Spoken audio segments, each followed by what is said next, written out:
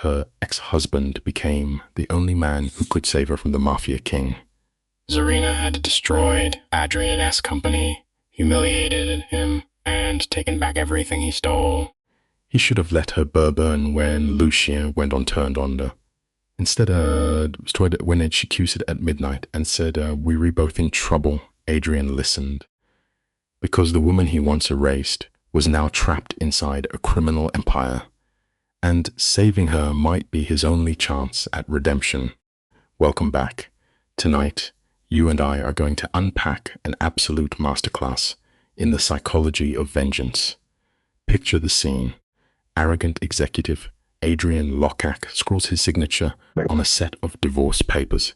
Convinced he is just cutting off dead weight, he assumes his quiet wife, Serena Vale, will simply crawl into a dark room and weep. But here is a lesson to carry with you. Never underestimate the memory of a silent heart. 3 years later, she returns. She wears a massive diamond from a notorious syndicate boss, holding the leash to Adrian's empire. She did not return for an apology. She came back for blood.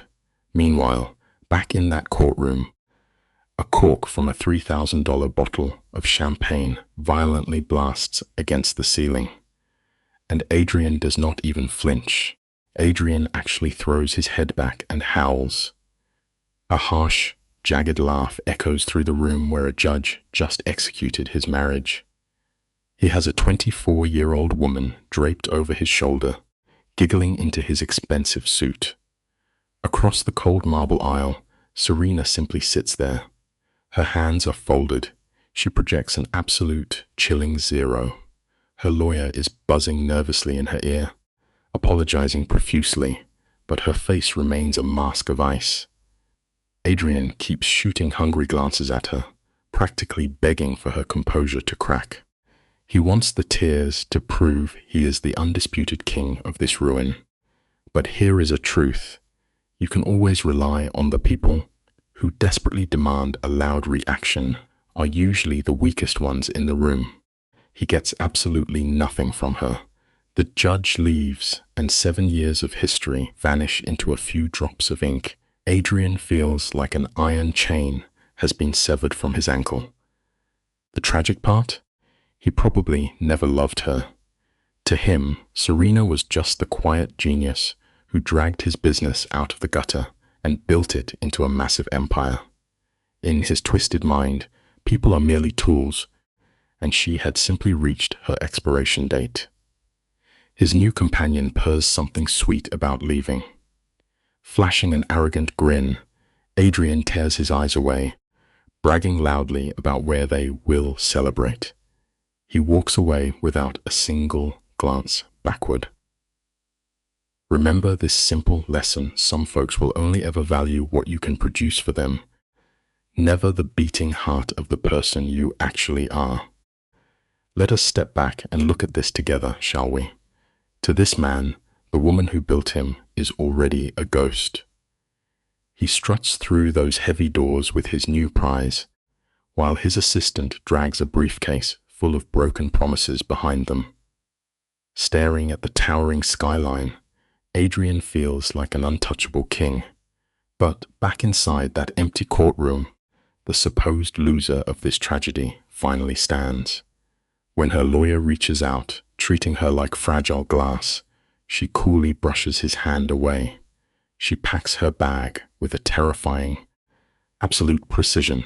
That is the exact kind of cold control a person only finds when they are plotting ruin.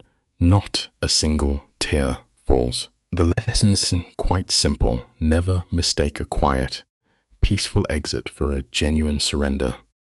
The truth is, her grieving phase died 3 months ago when he dropped those divorce papers onto her lap. He actually had the nerve to offer her his cramped old apartment and a pathetic settlement that would barely cover groceries for a year, and she simply signed it all away. There were no screaming matches, no shattering vases against the wall, no hiring bloodthirsty lawyers. Adrian patted his own back, calling her sensible. His wealthy friends laughed and called her a pushover. But Serena quietly called it phase one, stepping out of that courthouse into the biting autumn wind. She breathes in the sharp scent of wet asphalt. Her heels smack the pavement in a cold rhythm.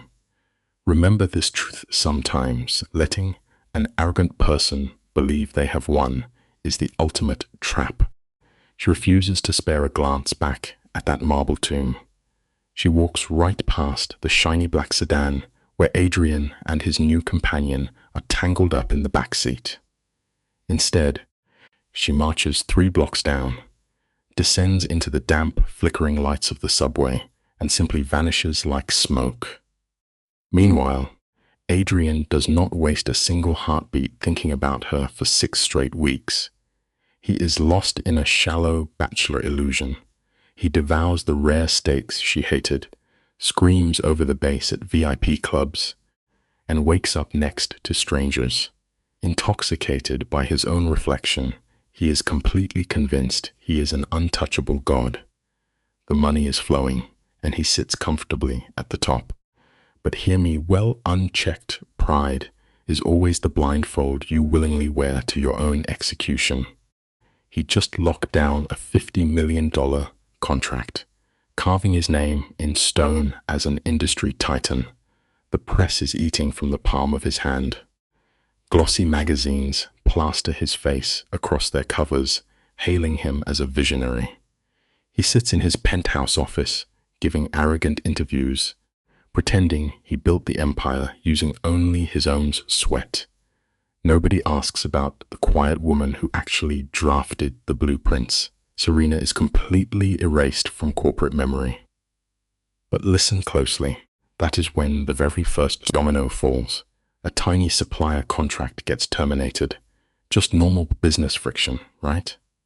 Except a second deal quietly dies, then a third evaporates. Remember this rule of life small. Ignored cracks always precede the deadly avalanche. His finance chief, Paul, slams the red flags down on the mahogany desk during a tense review. The poor guy looks pale, rattled to his core. He taps a trembling pen against the folders, explaining that their ironclad partnerships are jumping ship into the dark. Adrian barely looks up, swatting at the air like Paul is a buzzing fly. He barks at him to simply throw cash at the problem and make it disappear. But Paul is sweating through his shirt. He stammers that the partners are leaving for a competitor whose vision aligns better. Adrian erupts, screaming at the man to shut his mouth and fix the mess. As Paul backs out, humiliated, Adrian simply goes back to scrolling on his phone. Take note, blind arrogance will always make you deaf to the warning bells of your own ruin. He is too obsessed with his new girlfriend to notice his empire turning to ash.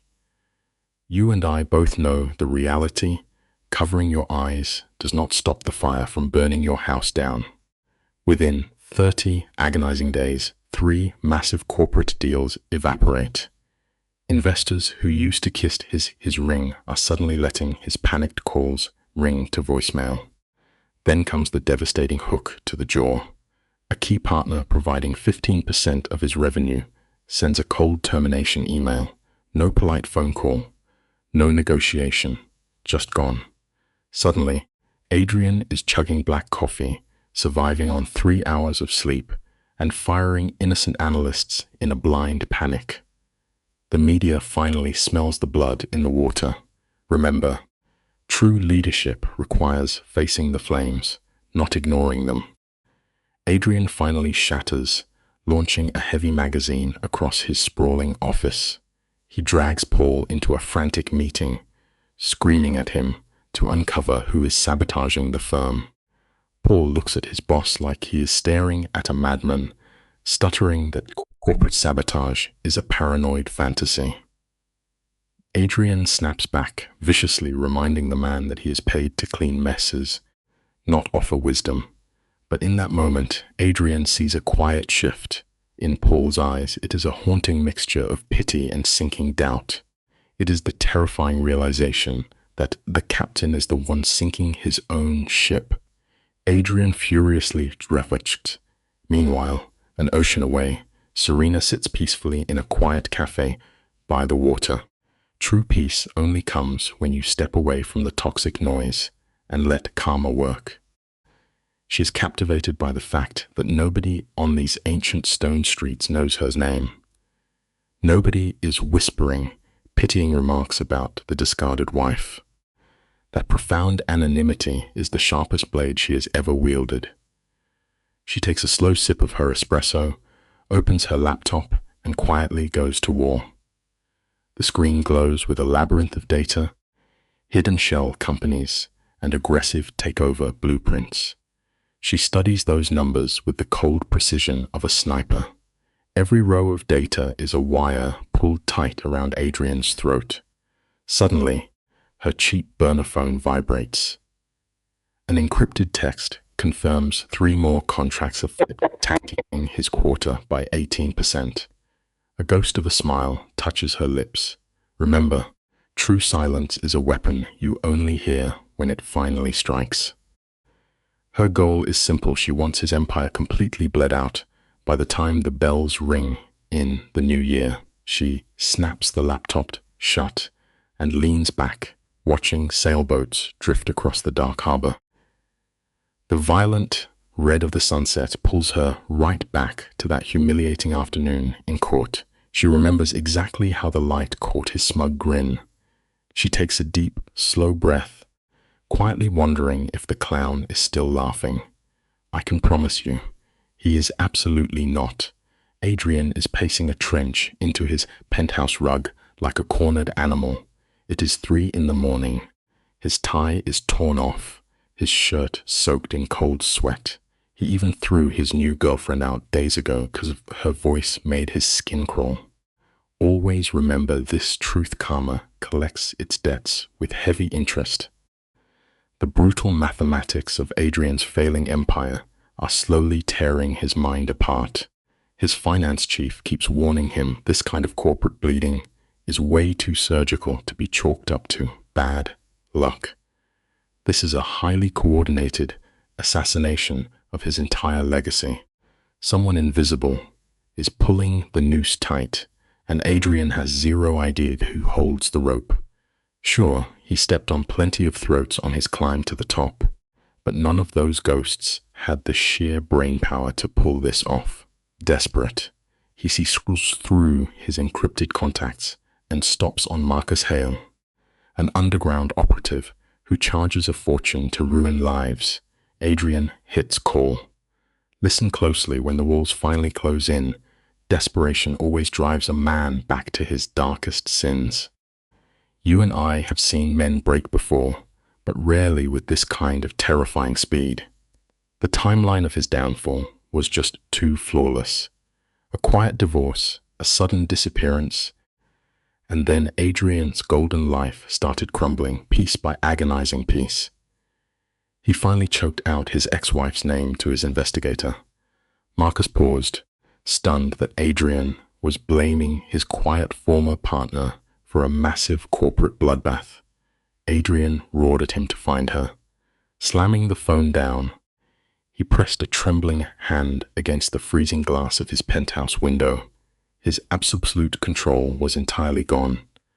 Meanwhile, far from his panic, Serena was about to collide with the terrifying underground kingpin, Lucian Drax. The truth is, running from your past only guarantees it will meet you in the dark.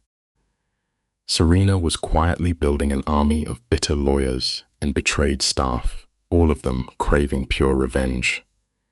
She took evening walks by the water, letting the cold ocean breeze numb her racing mind. She was not looking for a fight, and she definitely was not looking for him. But a monster like Lucian, you do not find him, he finds you. She had just stepped out of a small cafe when a pitch-black sedan rolled up to the curb. The heavy door swung open, and a dangerously smooth voice called out her real name. Serena froze in her tracks. No one in this hidden town was supposed to know who she was. She turned slowly, her knuckles turning white around her bag. We all learn this the hard way. No matter how deeply you bury your secrets, they will eventually dig themselves out. The man standing before her was breathtakingly handsome, yet he radiated pure terror. He was all sharp angles and unblinking focus. With a faint European accent, he warned her that she did not know him, but he knew absolutely everything about her. Serena was suffocating inside, but she kept her face perfectly blank. She fired back that his words were not exactly comforting.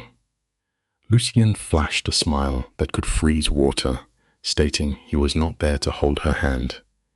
He came to make a deal. She shot him down instantly. He just tilted his head, watching her like a predator, admiring very stubborn prey.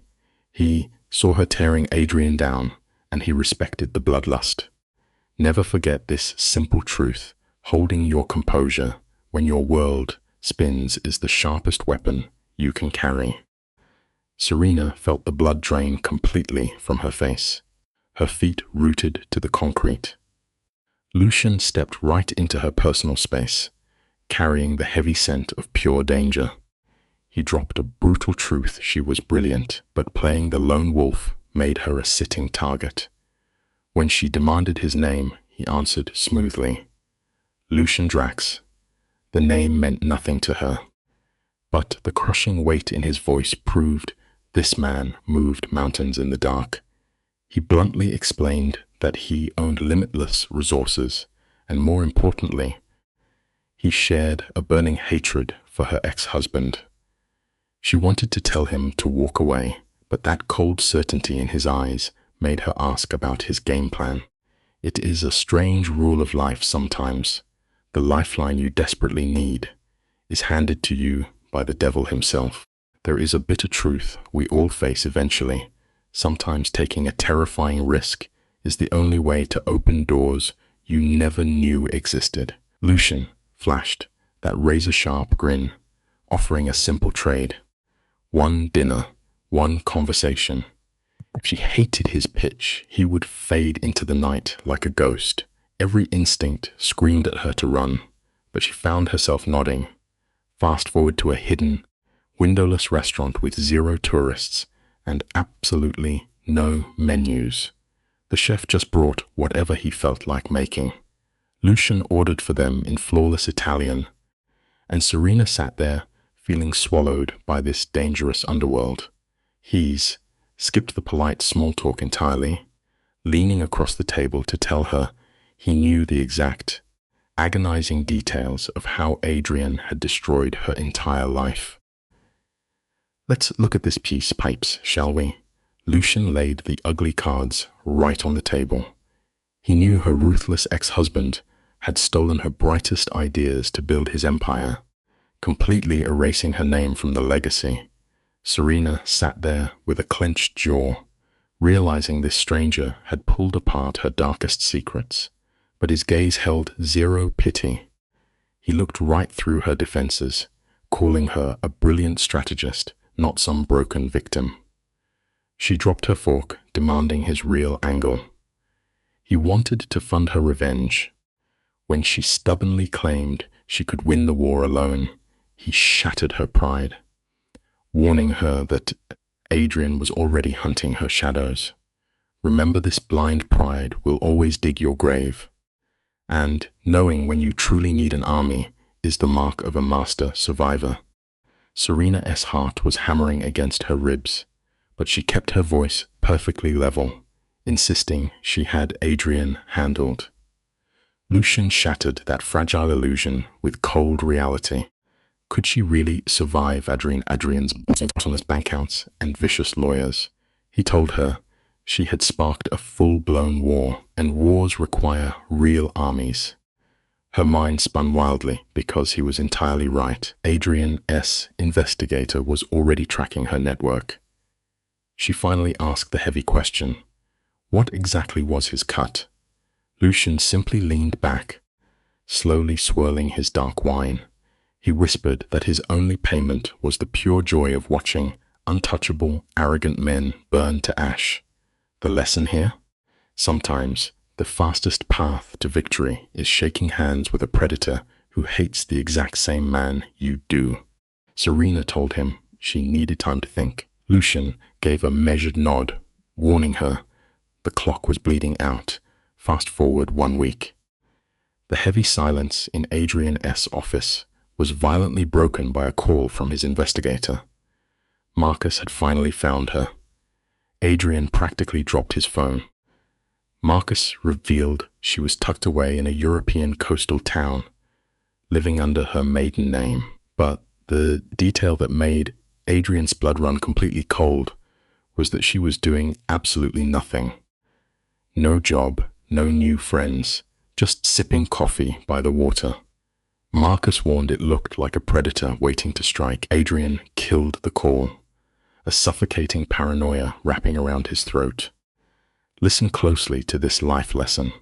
Silence is often the loudest warning sign that a massive storm is about to hit. Adrian paced his massive office, desperately trying to convince himself that Serena was broke and powerless. He told himself she was a nobody now. Then his phone vibrated against the mahogany desk. It was a frantic email from his right-hand man, Paul. Another major investor had just vanished. It was the same brutal pattern, zero warning, no reason given. Adrian felt a cold wave of nausea hit his stomach. His mind dragged him back to the divorce court, remembering the eerie, dead-eyed calm on Serena's face. For the first time, the great Adrian was genuinely terrified. He sat awake until dawn, destabilized as his legacy cracked. Let this be a lesson. Never underestimate a person you have pushed to the edge. Someone with nothing to lose is the absolute most dangerous force on earth. You and I are going to unpack a profound life lesson here. A guilty conscience will always build its own perfect prison of paranoia. Investors bleeding out without a single word was way too clean to be just bad luck. Adrian could not scrub Serena out of his mind. When he ruined her, he expected to see a shattered woman begging for scraps. Instead, she looked at him like he was already dead. The suits on to dad. Slipping into a blind panic, he snatched his phone at 3 a.m. Marcus answered with a groggy voice, but Adrian was completely unhinged. He screamed into the receiver, demanding to know every drop of coffee she drank. He slammed the phone down hard. The man was literally trembling, pressing his sweating palms flat against his desk to hide his overwhelming terror from the empty room. Adrian paced the room, trying to hype himself up. He whispered to the empty walls that Serena might be a genius, but she lacked the teeth to be truly dangerous. Right on cue, his computer pinged. It was a frantic message from Paul, begging to speak face to face. Adrian ordered him to be there in 20 minutes. Paul burst through the doors after just 15, looking like a total wreck. His tie was yanked down, eyes bloodshot, appearing to have aged a decade overnight. He slammed a heavy folder onto the desk, gasping that they were in fatal trouble. He scattered the papers, proving these were highly coordinated surgical strikes. Every failure bled back to one source. The life lesson here is brutal denying harsh reality only guarantees the inevitable crash will completely destroy you. Let's step into the room and watch the panic unfold together. Adrian leans over his desk, eyes darting across a sea of drained accounts. He barks at his fixer, Paul, demanding to know what nightmare he is looking at. Paul is visibly shaking. He explains that every disaster points back to an untraceable shell company in Luxembourg. He had to claw through 6 layers of corporate armor to find the name Veil Strategies. Adrian stares back, entirely lost. Paul wipes his sweating forehead and admits they did not exist 4 months ago, yet this ghost is ruthlessly bleeding their empire dry. The lesson here is simple but absolute. Real power does not need to shout to be felt. It operates in the dead quiet, calmly pulling the strings while the rest of the world loses its mind. 4 months ago, The ink dried on Adrian's divorce papers. Today, the man is drowning in a cold sweat. He paces his office, commanding Paul to hunt down the phantom behind Veil Strategies. Paul just shakes his head in defeat. Every digital footprint vanishes into thin air. Adrian drops hard into his chair, scrambling to blame some random rival who smelled blood. The tragic reality is much darker. His history of betrayal is so vast that his list of enemies is practically endless. Paul hesitates before delivering the final blow. This unseen ghost is not just attacking the firm, they are draining his hidden personal wealth. A harsh truth always follows. The bridges you carelessly burn today will always light the way for your worst nightmares to find you tomorrow. You and I have watched powerful men break before, but notice how Adrian crumbles. Paul stands in the dim office, warning him that an absolute slaughter is coming. Adrian stops breathing. He wants to smash the room to pieces, but instead swallows his rage into a suffocating silence. He orders his fixer to unmask this ghost at any cost. Left alone in the shadows, a sickening paranoia begins to eat at his soul. Beneath all that toxic pride, his gut already knows exactly who is coming for his crown. Miles away, Serena sits perfectly still in the quiet fortress of a massive penthouse. The lesson here is written into our very nature. Our deepest intuitions rarely lie, even when our massive egos absolutely refuse to accept the terrifying truth staring us in the face. The penthouse feels heavy, framed by glass walls overlooking a pitch-black harbor. It is a space designed to strip a person of their confidence. Lucien leans into the shadows, slowly swirling his bourbon with the calm cruelty of a man who owns the city. He notes that her ex-husband just sent a top investigator to hunt her down. Serena does not blink. The ice in her veins holds steady. She quietly replies that she already knows about his hound, daring the man to try. Lucien pauses. He studies her face, and a rare smile breaks through his mask. He whispers that she is either insanely brave or utterly foolish. A powerful truth reveals itself here. True confidence is knowing your opponent's next move before they even realize they are playing your game. The silence hangs between them like a sharp blade. Lucien asks if she is ready for the bloodbath that will follow. Serena holds his stare, unfazed by the dangerous titan across from her. She simply tells him to check back in 6 months. Her audacity pulls a sudden booming laugh from the kingpin. It is a wild sound in a room usually thick with fear. He walks to the glass, city lights cutting shadows across his jawline. His voice drops to a warning whisper. He reminds her that once Adrian realizes she is pulling the strings, he will lose his mind entirely. He asks if she knows how to survive a drowning man, because those men will always try to drag you under with them. The takeaway here is crucial. Never corner a desperate person, because that is the exact moment they become utterly lethal. Lucien's words spill out into the room like absolute madness. He tells her she needs armor thicker than clever shadows. Then he drops a match into the gasoline. He tells her to marry him. Serena freezes, searching his dark eyes for the punchline of a sick joke. When the silence stretches on, a hollow laugh escapes her. She calls him an absolute lunatic, but Lucien is dead serious. He steps into her space, bringing the suffocating weight of his dark reality. He warns she is just a lone wolf bleeding out against a ruthless billionaire. If Adrian wants to crush her, he will, but if she wears the ring of a known monster, the game ends tonight.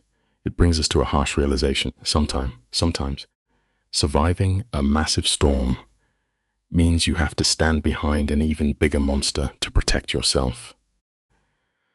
Lucien leans in, his voice dropping to a gravelly rumble. He swears that nobody breathing ever touches what belongs to him. The words send a violent chill down Serena's spine. Her heart hammers against her ribs. Trusting this kingpin feels like walking barefoot over broken glass. She knows his only motive is the sadistic thrill of watching arrogant men fall apart. Yet, she also knows he speaks the truth. She cannot fight a titan alone. Steeling her nerves, she looks him dead in the eye and sets the boundary. This is pure business, zero romance. Lucian flashes a slow, predatory smile, savoring the thought of her ex-husband rotting in despair. A chilling lesson emerges here. True revenge is rarely a loud, emotional scream. Most of the time, it is a quiet, cold, and highly calculated business deal. Serena turns to the glass, watching boats bob like fragile toys in the black water. Marrying a kingpin feels like stepping off a cliff without a net. But she remembers the agony of her past, the toxic cage she barely escaped. What is one more leap into the void? Her voice trembles slightly as she asks for time to think. Lucian's tone becomes dangerously smooth. He reminds her the clock is bleeding out and Adrian's hounds are hunting her. Just as he predicted, the storm breaks 3 days later. An exhausted investigator pulls a tiny digital thread from the shadows. It is a single signature buried deep inside a foreign shell contract, primed to detonate everything. A quiet truth we must remember. Every dark secret leaves a trace, no matter how deeply you try to bury it in the dirt. You and I are about to watch the universe collect its brutal debt. 7 in the morning. The phone rings. The exhausted investigator finally names the architect of Veil Strategies. Adrian stops breathing the receiver until his knuckles turn white. The detective explains this ghost was buried under 6 layers of shell companies, anchored back to an old apartment in Europe. An apartment owned by his quiet, forgotten ex-wife. The truth hits Adrian like a freight train. Serena is the one systematically burning his corrupt empire to the ground. In an instant, his arrogant grip on reality shatters into jagged pieces. The ultimate lesson here always hurts the most. Never underestimate the quiet people you mistreat, because they just might return from the dark to dismantle your world. Adrian's mind short-circuits, plunging him into a waking nightmare. He stammers into the receiver, frantically denying the truth. He swears Serena lacks the money and viciousness to pull off a hit like this, but the investigator states the cold facts and cuts the line. Adrian stands alone, paralyzed by the deafening silence. The gentle woman he discarded like broken glass, the wife he deemed too weak to matter, is the architect of his absolute ruin. A primal scream rips from his throat. He launches his phone across the room, watching it shatter against the heavy doors. His hands shake as a dark, suffocating rage consumes him completely. The lesson here is soaked in tragic irony. Extreme arrogance will always blind you to the sharpest blades, waiting patiently right inside your own home. Right in the thick of this breakdown, the heavy landline rings. Adrian snatches the receiver, desperately trying to glue his fractured sanity together. It is Gerald's, a vicious shark in his investor pool. Without an ounce of pity, Gerald declares he is pulling every dime of his funding. Adrian feels his blood freeze. He starts begging, screaming frantically about loyalty and ironclad contracts. But Gerald is hollow inside. He casually triggers an instability clause, dropping that soul-crushing line.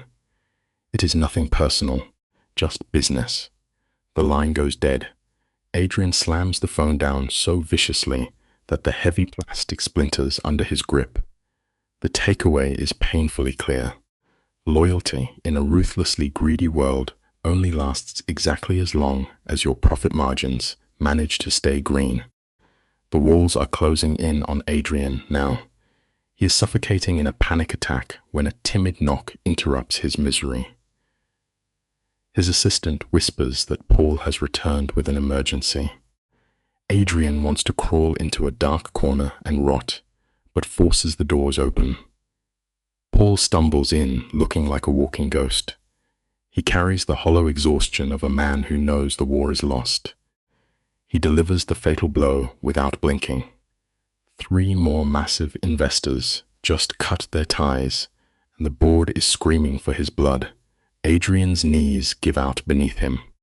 He collapses into his chair, realizing his stolen empire is turning to ash, and the quiet wife he abandoned holds the lit match.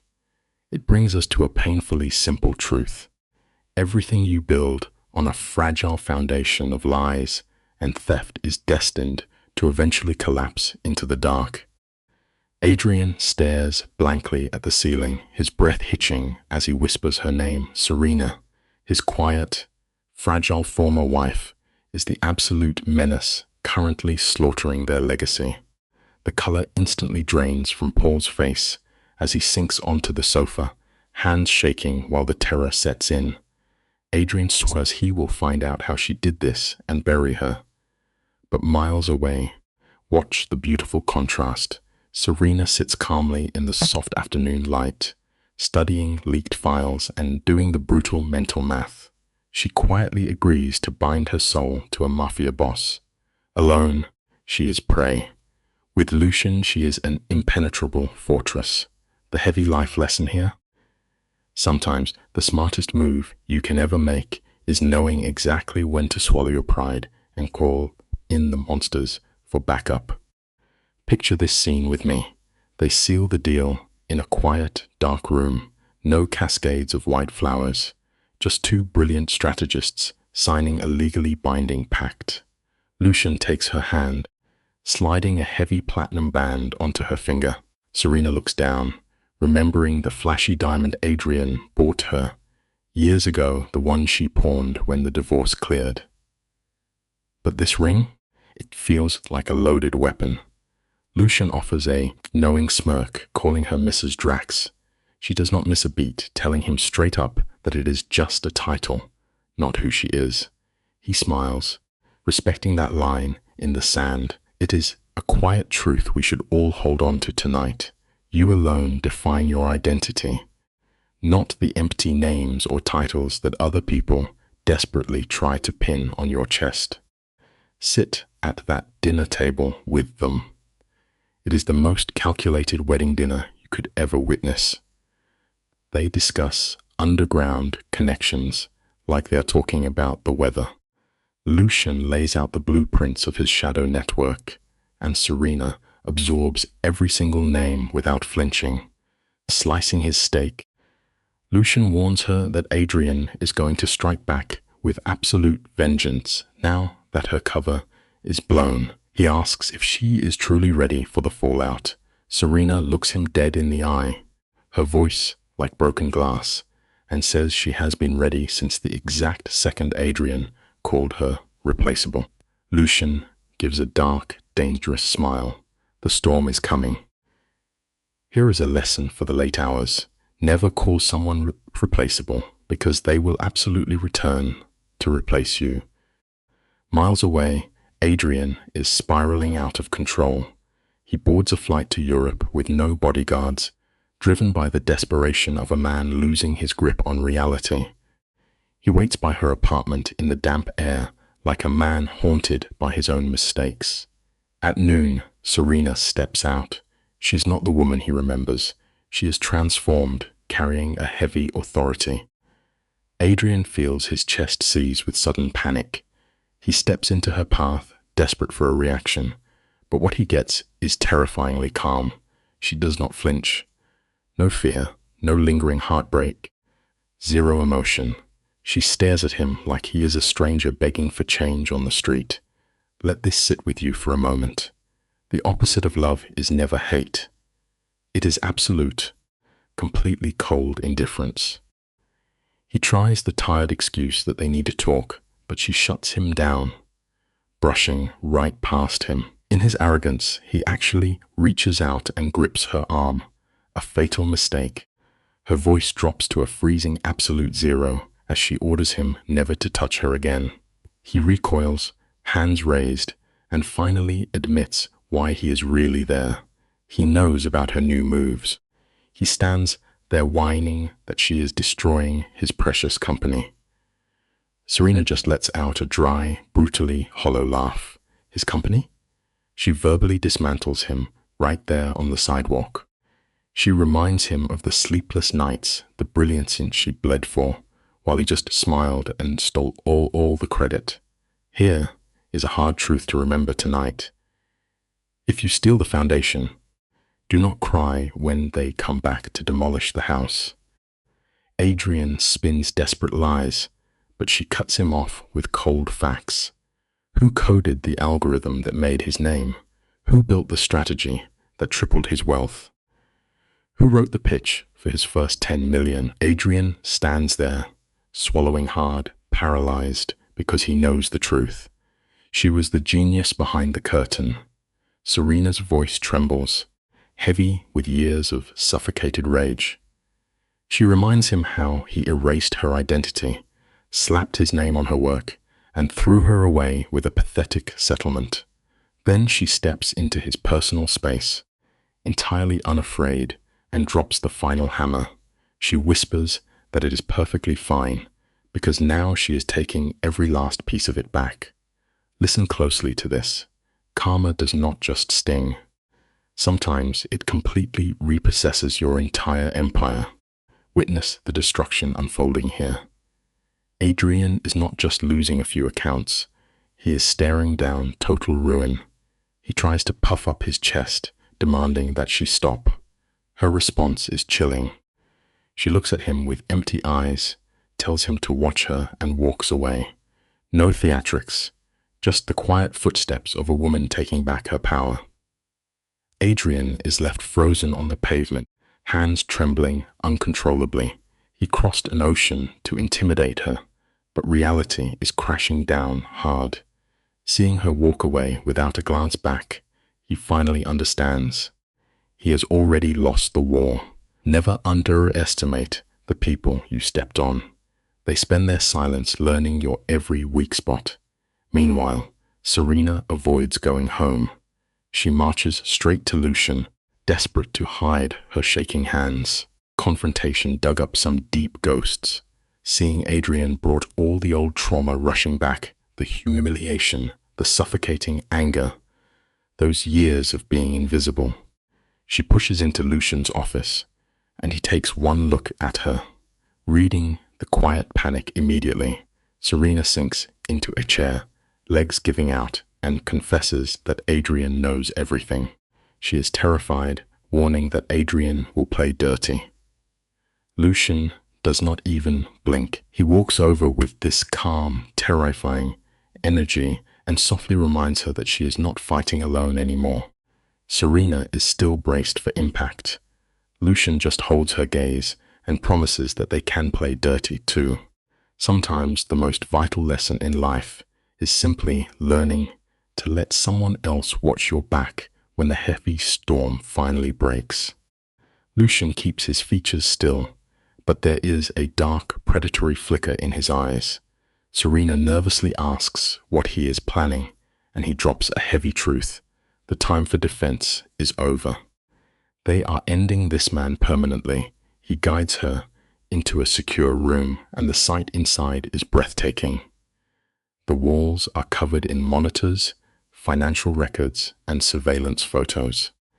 It is a meticulous map of Adrian's empire, exposing every single flaw. Lucian confesses he has been setting this trap since the first day they met. Adrian walks around, thinking he is untouchable. But here is a reality we all face eventually. No matter how powerful someone pretends to be, they always have a glass jaw waiting to be shattered. Serena stares at the glowing screens, her pulse hammering in her ears. Stick with me, because this is where everything changes. This is no longer just revenge. It is an orchestrated demolition. Serena asks for the final play, and Lucian smiles. They are going to strip Adrian to his bones. Cut to Adrian walking into his luxury penthouse. He finds his top advisor, Paul, in a cold sweat. Paul is hyperventilating, shouting the board is staging a coup, and investors are fleeing, and the stock is tanking. Adrian ignores the panic. He slowly pours a drink and casually mentions he just saw Serena. Paul freezes, the blood draining from his face as Adrian bitterly admits she is coming for his head. The lesson here is hauntingly clear. True arrogance completely blinds you to the fact your own karma is already twisting the handle on your front door. Adrian realizes Serena will not rest until his empire is ash. Paul collapses onto the sofa, begging to know what Adrian did to incur this wrath. Ever the narcissist, Adrian plays the victim, claiming it is just a bitter divorce. Something inside Paul snaps. He screams the brutal truth. He yells that Adrian stole her work for years, fed off her genius, and threw her away. Adrian's face hardens. He demands blind loyalty, asking whose side Paul is on. But Paul is done. He refuses to sink with this ship just because Adrian could not control his fragile ego. Adrian coldly points to the door, banishing his only friend. Let this be a warning. If you build your life on toxic betrayal, do not act shocked when your closest allies jump ship the second the heavy rain starts. The door slams, leaving Adrian alone in the silence of his penthouse. The freezing fury in Serena's eyes haunts him. Reality sets in like poison. She is not bluffing. She is going to wipe his name from the earth. For the first time, this arrogant man has no idea how to survive. 3 weeks later, the guillotine drops. Serena and Lucian execute a flawless strike. Lucian unleashes his legal team, hitting Adrian with a massive lawsuit for stolen intellectual property. In the same breath, Serena launches a savage hostile takeover, scooping up his devalued stock while the board descends into total panic. A piece of midnight wisdom for you. Your past mistakes do not just fade away. They wait quietly in the dark, ready to strike when you are at your absolute weakest point. We start right at the collapse. The sterile corporate world shatters in real time. Investors scramble for the exits, and ironclad contracts are shredded into meaningless paper. In just 72 hours, Adrian watches helplessly as the empire he stole slips through his fingers. He sits frozen behind his desk, staring completely blank at his termination papers. Relieved of duties, brutal but precise, the phone vibrates endlessly, a frantic buzzing he is too numb to answer. Finally, he picks up. His assistant whispers that someone is here. It is Serena. His heart seizes. He orders the door blocked, but the heavy glass swings open first. Let's unpack this together. You can build your walls as high as you want, but eventually, the consequences of your actions simply walk right through the front door. Picture the scene like a classical painting. The heavy glass doors swing open and Serena steps into the room. Beside her stands Lucian Drax, a phantom draped in tailored silk, who pulls the strings of both the glittering skyline and the brutal underground. Serena locks eyes with Adrian, and for the very first time, she smiles. It is a frozen, fatal greeting. Adrian sits paralyzed, the breath entirely knocked from his lungs. Lucian steps forward, dropping a thick leather folder onto the desk with a heavy thud. Terms, he says softly. Adrian stammers, his voice cracking in raw panic. Serena leans in, demanding absolute surrender. Sign the shares away or lose everything. The lesson here is absolute. The people you use as stepping stones to climb will eventually become the heavy boulders that crush you. Adrian simply stares, his reality fracturing piece by piece. This is the woman he kept on a tight leash, the invisible ghost he erased to construct his hollow success story. He whispers that she cannot do this, but Serena delivers the killing blow. She already has. Lucian slowly flips open the folder, revealing a silent graveyard of Adrian's sins, every stolen concept, 7 agonizing years of intellectual theft laid bare under the harsh office lights. Lucian slides a silver pen across the polished wood. The ultimatum is quiet but entirely lethal. Sign, or the press gets everything by midnight. Adrian trembles violently, looking into Serena's hollow eyes. The true horror sets in. He engineered his own executioner. Every toxic seed you bury in someone else's life will eventually sprout into a dark forest that traps you completely. His hand hovers above the silver pen, fingers twitching in a desperate refusal to obey. His brain screams at him to sign, to end the suffocating nightmare. But his body rejects the defeat like swallowed poison. Every muscle locks into a stubborn rebellion. Across the desk, Serena stands like a monument carved from ice, wearing a mask of terrifying satisfaction. Beside her, Lucian waits. He is patient as a graveyard, watching the cold sweat trace down Adrian's pale face. Lucian's voice barely breaks a whisper as he grants exactly 60 seconds. If the ink does not dry, the journalists feast tomorrow. Adrian's throat tightens, entirely choking off his air. When you spend your entire life backing good people into dark corners, it is a devastating shock to the system when you finally run out of room yourself. Adrian looks down at the mountain of paper, each page a heavy nail in his coffin. He sees the exact places where he erased Serena's existence to build his gilded throne. 7 years of methodical betrayal, now sharpened into a blade aimed right at his throat. In a final, pathetic act of manipulation, he whispers that he made her who she is. Serena's voice slices through the heavy air, completely unforgiving. She reminds him that he stole everything. Her late-night breakthroughs, her client trust. He slapped his name on her genius and paraded around as a prodigy. And the most agonizing part? She openly admits she let him do it. Sometimes the hardest life lesson comes from looking in the mirror. We hand over the keys to our own power just because we desperately want to believe the promises of a smooth liar. Serena looks down at him, her eyes reflecting nothing but pure disgust. She confesses that she actually believed his lies, believed they were building an empire together as equals. A hollow laugh escapes her lips as she calls herself a fool for trusting a parasite. She commands him to sign, and Adrian shatters. His hand finally moves.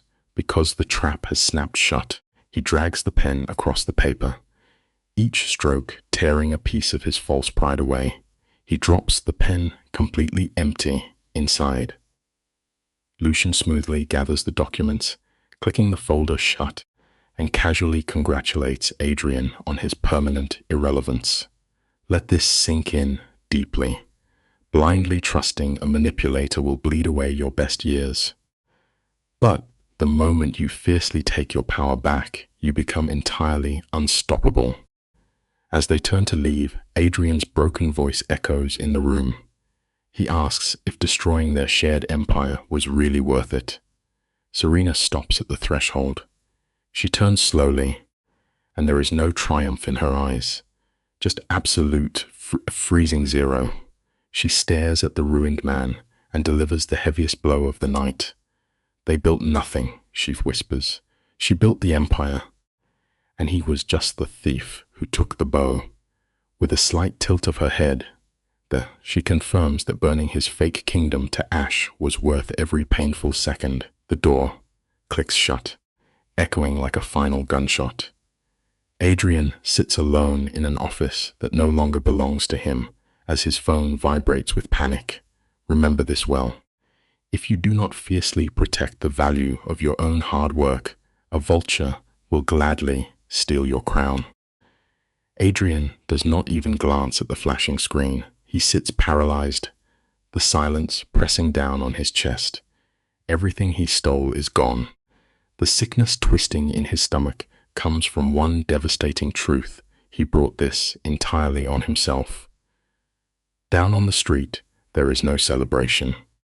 Serena slides into the quiet luxury of Lucian's car, staring blankly at the passing city lights. She executed her master plan. The enemy is dead in the water, yet her chest feels like a hollow cavern. Lucian watches her from the shadows of the back seat, noting that most people would be drinking champagne after ruining their abuser. Serena just clenches her jaw. You and I both know the hardest lesson of revenge. Burning down the painful past does not automatically lay the bricks for your future. The tension shifts gears entirely when Serena quietly admits she is not like most people.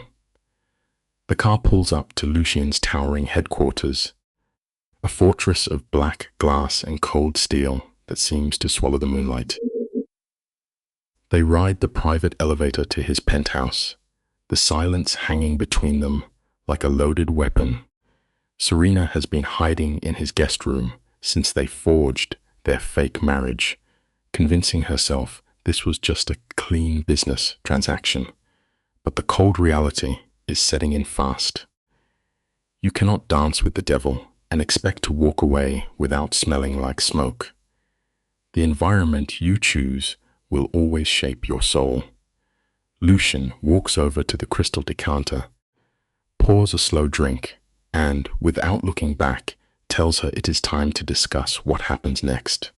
Lucian swirls his glass, his voice steady.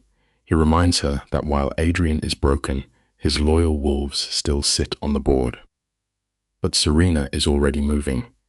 She slides a tablet across the counter, revealing a vetted list of replacements.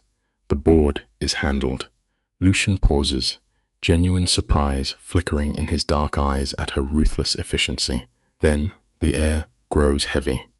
Exhaustion washes over Serena. She looks at this dangerous man and asks what he actually wants from her. Lucian claims he just wanted to watch Adrian burn. Serena pushes back Adrian is ash. So what is the endgame? Lucian locks eyes with her, takes a slow sip and whispers, "Now you rebuild." The lesson is undeniable. Destroying your enemies is just the prologue. The true revenge is building your own empire from the ashes. He commands her to take back the stolen company and turn it into a fortress under her own name. When she questions his motive, Lucian drops a phrase that chills the room. He says he always protects his investments. He lets the silence drag before adding, and he protects his wife. The word hangs in the freezing air, heavy and suffocating. It was supposed to be a piece of paper, a weapon forged for pure revenge. But standing in his towering penthouse, a new terror grips her heart. Has she simply traded a weak tyrant for a lethal one? It is a dangerous truth we often ignore. When you invite a monster in to scare away the wolves, you now have to live with the monster. Overwhelmed, she turns to flee to her room, but his deep voice stops her. "You did well today," he says softly. He tells her he hopes she realizes her own strength, but Serena offers nothing in return. She retreats into the quiet of her suite, agonizing over why absolute victory tastes exactly like defeat. We shift away from the penthouse to Adrian's complete descent into madness. For 3 agonizing days, he does not see the sun. He drowns himself in liquor, waking up on hardwood floors with shattered memories and the rotting taste of failure. The truth of human suffering is simple. Trying to drown your mistakes in a bottle only ensures that humans learn how to swim, making the hangover of reality merciless. By the 4th morning, a relentless pounding echoes against his door. Looking like a walking ghost, he drags his aching body across the floor to face whoever is interrupting his miserable isolation. Paul stands at the threshold, carrying 10 years of exhaustion carved into just 7 days. He studies his former mentor, a man steeped in the scent of stale liquor and shattered pride, and bluntly states he looks like a corpse. Adrian attempts a hollow deflection, but Paul simply shoves past the ghost of the man he once respected. With a violent pull, he tears the curtains wide open, flooding the room with unforgiving morning light. Adrian recoils like a wounded creature. Paul stands firm, forcing him to confront his own ruin. It brings up a profound reality about human nature. You can never heal your deepest wounds in the exact same dark room where they were inflicted. Sometimes, true salvation requires a loyal friend willing to let the burning light in. Let's step into this suffocating room together. Paul paces like a caged animal, his voice slicing through the heavy silence. He pleads with Adrian to stop drowning in misery and fight back. Adrian just offers a hollow, broken laugh, the sound of a man watching his world burn to ash. But Paul is relentless. He slides his phone across the table, revealing a truth that makes Adrian's blood freeze. Lucien Drax is no polished executive. He is quietly running a vast criminal syndicate, buried deep in dirty money. Paul warns him that Serena is tangled up with a literal monster. It brings us to a harsh but necessary reality we all must face. No matter how deep the secrets are buried, the truth always leaves a paper trail, and nobody is ever truly untouchable if you just keep digging. A cold panic grips Adrian's chest. The realization hits him like a freight train. If they expose Lucien, Serena gets caught squarely in the deadly crossfire. Paul glares at him, frustration boiling over as he reminds Adrian that this woman destroyed his legacy. But Adrian just lets out a slow, trembling breath and drops a heavy confession. She only took back what rightfully belonged to her. Sinking onto the couch, he finally admits the ugly truth. He stole her life's work, slapped his own name on it, and faked his entire journey to the top. Paul stands there completely frozen, shocked his closest friend is defending the enemy. It highlights a hard truth about our own lives. You can never truly move forward until you look in the mirror and take full accountability for the messes you have created. Adrian looks up, his eyes hollow and completely defeated by his own lies. He whispers that she already won, and maybe she deserved to. Paul looks sick to his stomach, spitting back that the man he knew would never just roll over. Slowly rising to his feet, Adrian admits that the old version of him was nothing but a complete fraud. Disgusted, Paul tells him to drown in his own guilt and storms out. The heavy door slams so violently that the expensive paintings shudder against the walls. Adrian is left standing in the center of his massive penthouse, surrounded by the quiet ruins of a fabricated life.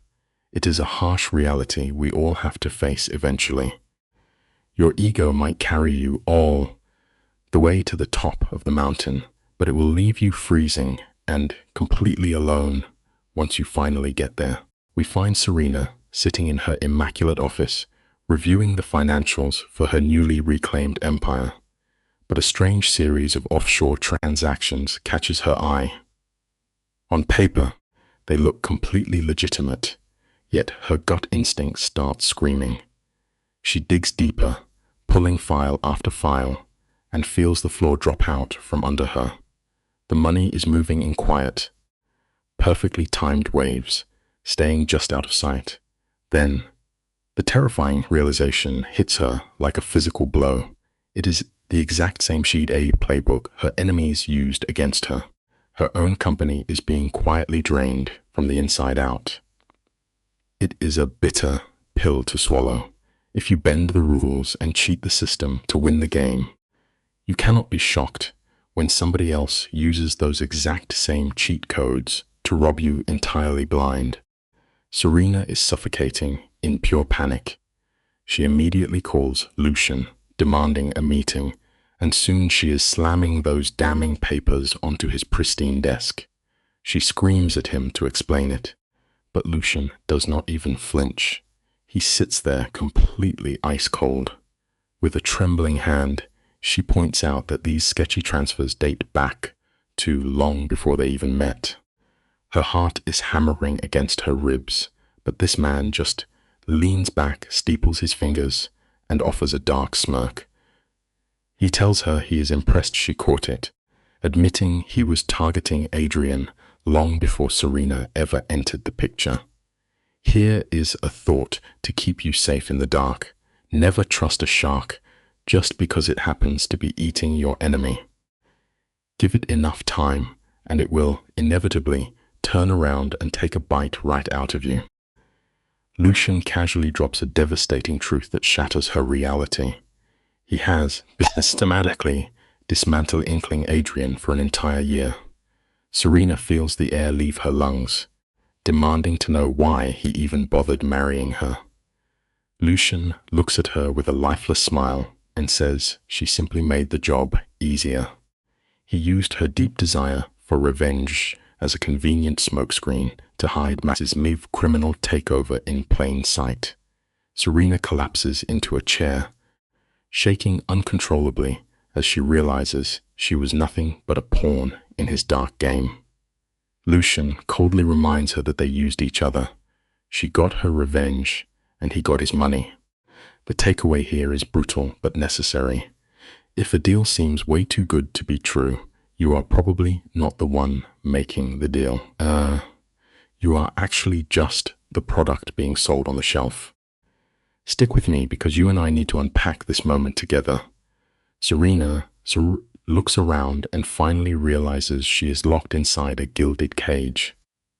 Lucian hits her with a chilling reality check. Freedom is just a myth, and she simply traded her chains for heavier ones. Her legs tremble as she demands to be let out of this toxic marriage, but Lucian just lets out a low, pitying laugh. He reminds her that her signature is already stamped on every single shady document. If his empire burns to the ground, she goes right down into the ashes with him. He steps in close, the air turning ice cold. She begged for the taste of revenge, and now the massive bill has arrived. It is a timeless lesson. When you willingly make dark deals with absolute villains just to get even, you will always end up paying the ultimate price. Serena balls her hands into fists, her knuckles white from pure rage. She wants to strike him, but the cold truth paralyzes her. She is totally trapped. Lucian played her from the first day. She believed she was the mastermind, but he had her dancing on a string. Her voice sounds hollow as she begs for air. Lucian smugly advises her to breathe, warning her not to pull any foolish stunts now that they are partners. She stumbles blindly out of his office, her mind spinning as the walls seem to close in. She barely makes it to the elevator before her legs give out, gasping for oxygen. She successfully ruined Adrian, but she handed her own soul to a monster. The lesson here is unavoidable. If you spend your life digging a deep grave for your enemy, you must be prepared to fall into the dark dirt yourself.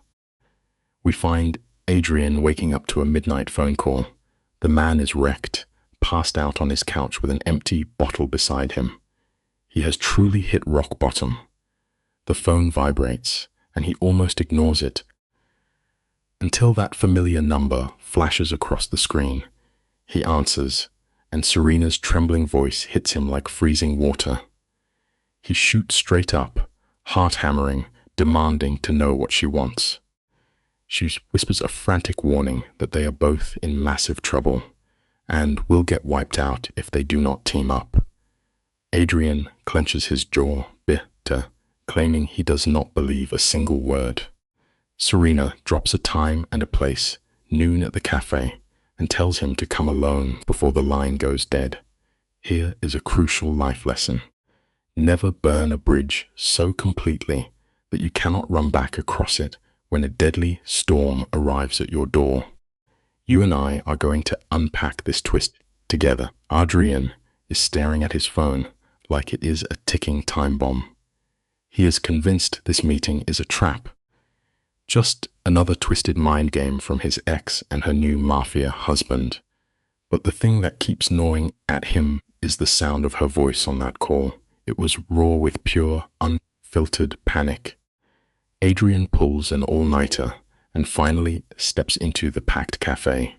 He finds her huddled in a corner booth, clutching a cold coffee, her eyes darting over her shoulder like a hunted animal. He sits down, demanding answers, and she drops the absolute nuke.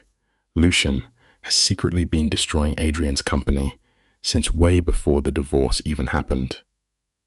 It goes to show a powerful truth. You never truly know who is quietly pulling the strings in the dark until the blinding lights finally come on. Let's unpack this together. Adrian sits there, sick to his stomach as reality sets in. Serena breaks it down, tears in her eyes as she confesses that Lucian played her like a cheap fiddle. She believed she was the mastermind taking Adrian down, but she was just a shiny distraction. Lucian had the board rigged from day one. Adrian asks why she is spilling this dangerous information now. Serena looks him dead in the eye, whispering that Lucian will never stop. Now she is legally anchored to his syndicate. She wanted payback, but traded a bad situation for a waking nightmare. It is a harsh reminder that revenge is a toxic drink that always poisons you first. Adrian just laughs bitterly. Protect her? She must be completely out of her mind. Serena is done playing the victim. She leans across the table and drops the absolute truth. She has the receipts. This is undeniable proof of Lucian's money laundering empire, enough to lock the crime lord away forever.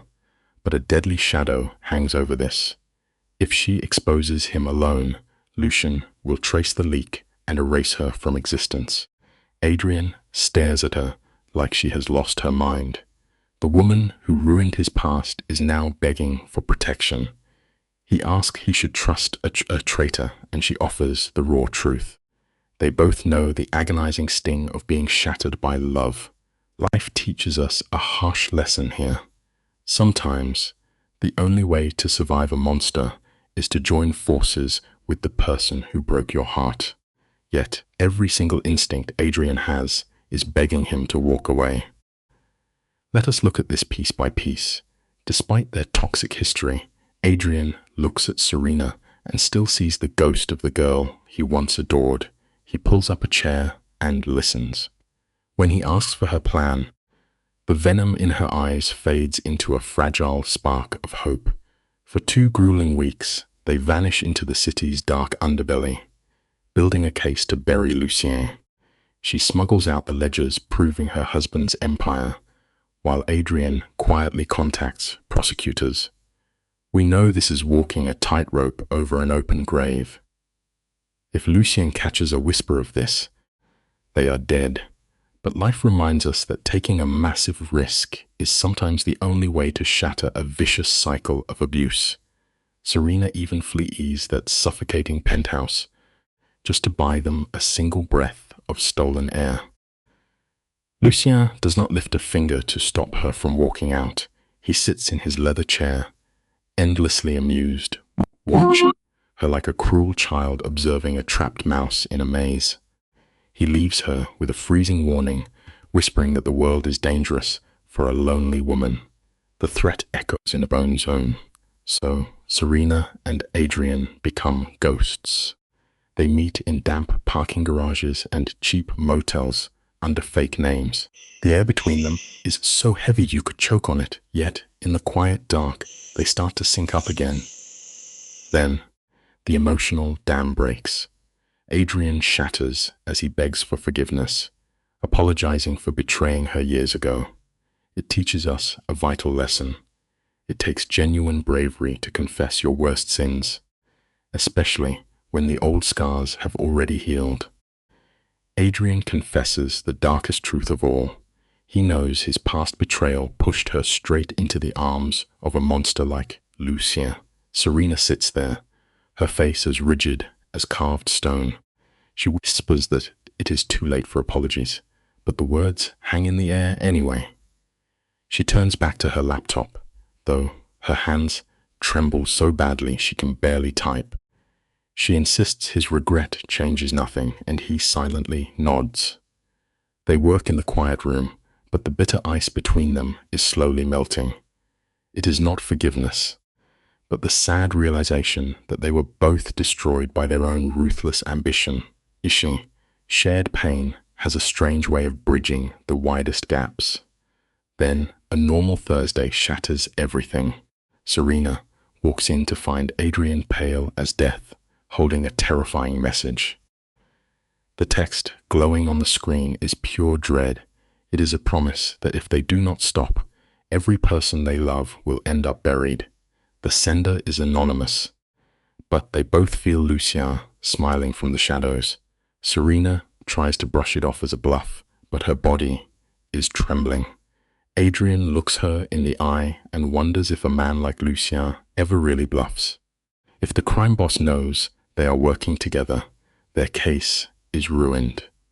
Panic sets in, and Serena insists they must hand the files over to the prosecutors right now.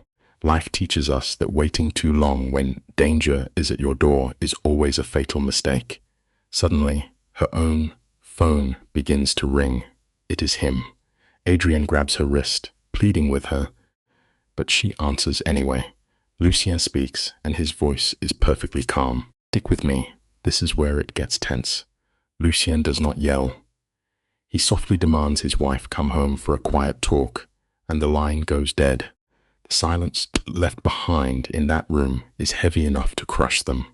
Adrian paces the floor, begging her not to walk blindly into an obvious snare. But Serena understands the grim reality of her marriage. If she runs, Lucien will slaughter them. Adrian wants to throw their evidence at the police, but it is not ready. We must remember that acting on a half-baked plan when the stakes are life and death will only get you burned. So she makes the ultimate sacrifice. She stands tall, telling him she has to face the devil herself. She gives Adrian exactly 2 hours. If she does not return, he must leak it all. He finally sees the fearless woman he lost. Adrian stares into the relentless fire. In her eyes, the very fire he once tried to put out, and softly swears he will finish what they started. Serena leaves that peeling motel, gets behind the wheel, and drives straight back into the lion's den. She knows in her soul that this is a fatal trap waiting to snap shut. Still, life teaches us a hard truth. Sometimes, the only way out of the fire is to walk right through the center of the flames. She steps out of the elevator into the penthouse, but the vast space is swallowed by darkness. No lights, no sound, just towering shadows bleeding across the cold marble. She calls his slithers into the void. His voice slithers back from the gloom. He is waiting in the dark, slowly swirling a heavy glass of liquor, and he softly commands her to sit down. You and I both know she is walking barefoot on a razor's edge here. Serena refuses to take the seat, her voice steady as she demands to know what he wants. Luce remains dangerously quiet, casually asking why his wife has been hiding with her former lover. She feigns confusion, but he slams his glass onto the table, the sound echoing like a gunshot. He moves closer, bragging about the hidden eyes he has watching from every shadow. Did she honestly believe she could dig a grave for a crime lord inside his own house? Her heart is battering against her ribs, but her face remains carved from ice. She lies, claiming she was simply tying up old debts. We see here that keeping your composure when your world is ending is the ultimate survival skill. Lucien stares her cold face, then stretches his lips into a terrible smile. Lucien decides to play a final, twisted game. He offers her one chance to confess exactly what she handed over to her old flame. Serena fiercely denies sharing a single word, but she chose the wrong answer. Before she can draw a breath, Lucien lunges. He moves with the terrifying speed of a starved predator. In a heartbeat, his massive hand is locked around her throat, slamming her spine against the cold wall. He does not crush her windpipe, just applies enough pressure to make the terror bloom. He leans in close, asking the question one more time. The sad truth of life is that you can never negotiate with a monster when they hold your life in their hands. The edges of her vision turn dark as she claws at his iron fingers, swearing her innocence. He finally lets go, watching her gasp on the floor. Lucien coldly pulls a phone from his pocket and whispers two bone-chilling words into the receiver. The heavy doors swing wide, and two absolute mountains of men step inside. These are the hollow-eyed enforcers who make people disappear in the middle of the night. Lucien quietly orders them to haul her up to his remote estate and lock her away. Serena feels her blood turn to frost. She begs him, pleading for mercy, but he merely smiles, telling her she made this bed and now she will die in it. Every choice in life carries a bitter consequence, and betraying a kingpin demands the highest toll.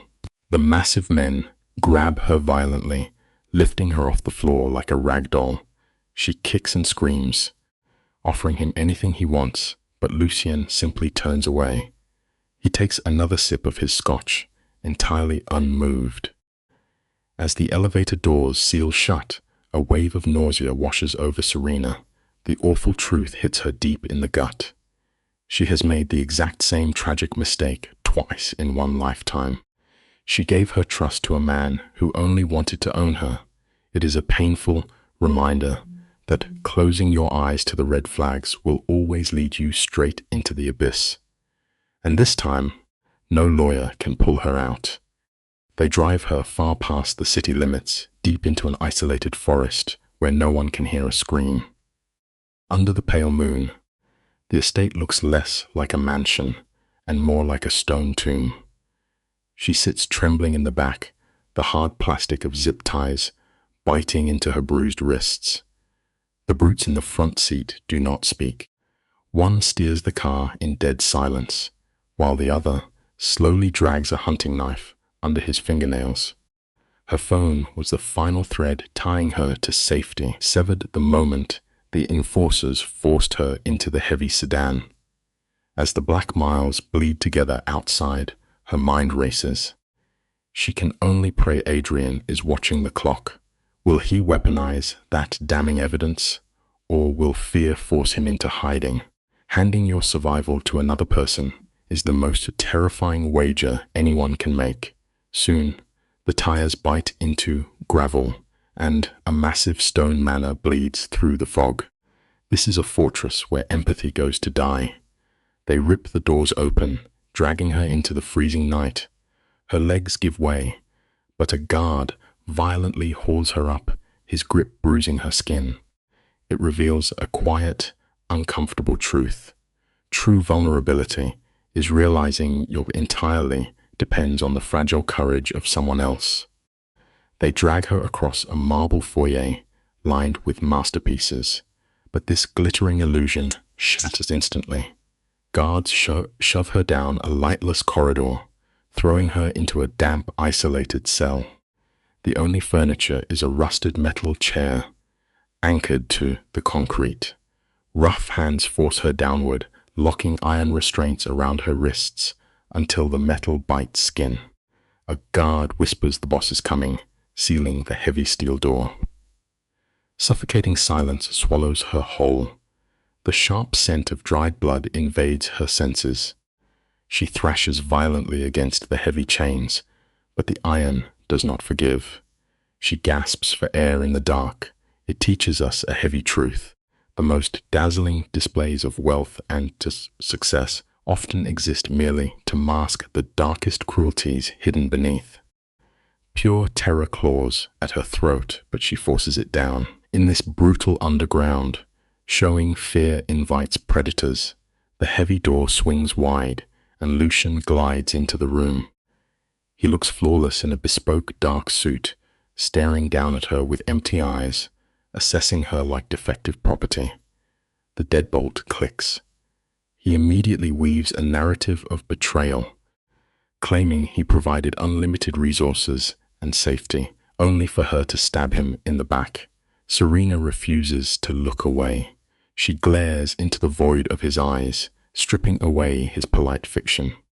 He smiles softly, whispering they were simply two broken people using each other. We often learn this the hard way. You can never extract genuine loyalty from someone who only values you for what you can provide to them. Lucian pulls a chair across the concrete and takes a seat, the picture of comfort. He mentions her greed was her downfall, digging into his violent history and conspiring with her former lover to dismantle his empire. Her voice slices through the damp air, reminding him their partnership was always an illusion. A slow smile creeps across his face. He softly notes the law calls them husband and wife, and her uprising stains his perfect reputation. Without a tremor, she asks if he plans to execute her now.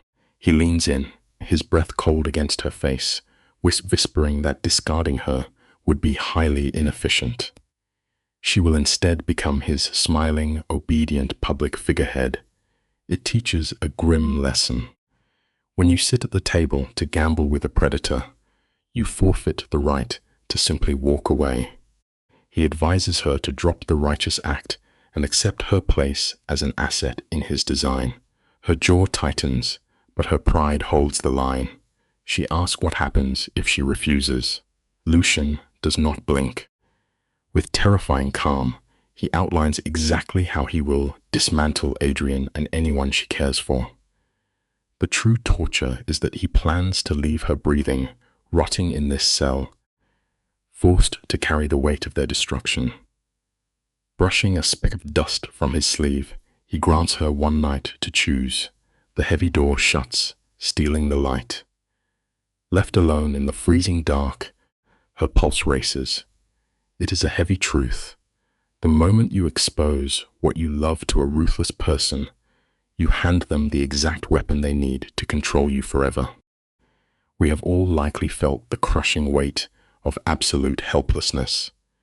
Serena violently jerks against the metal cuffs, tearing the skin on her wrists until her muscles give out. It changes nothing. She is entirely isolated, and Adrian remains blind to her location. Across the city, Adrian is fracturing under the pressure. He stares at his watch. 3 agonizing hours have passed.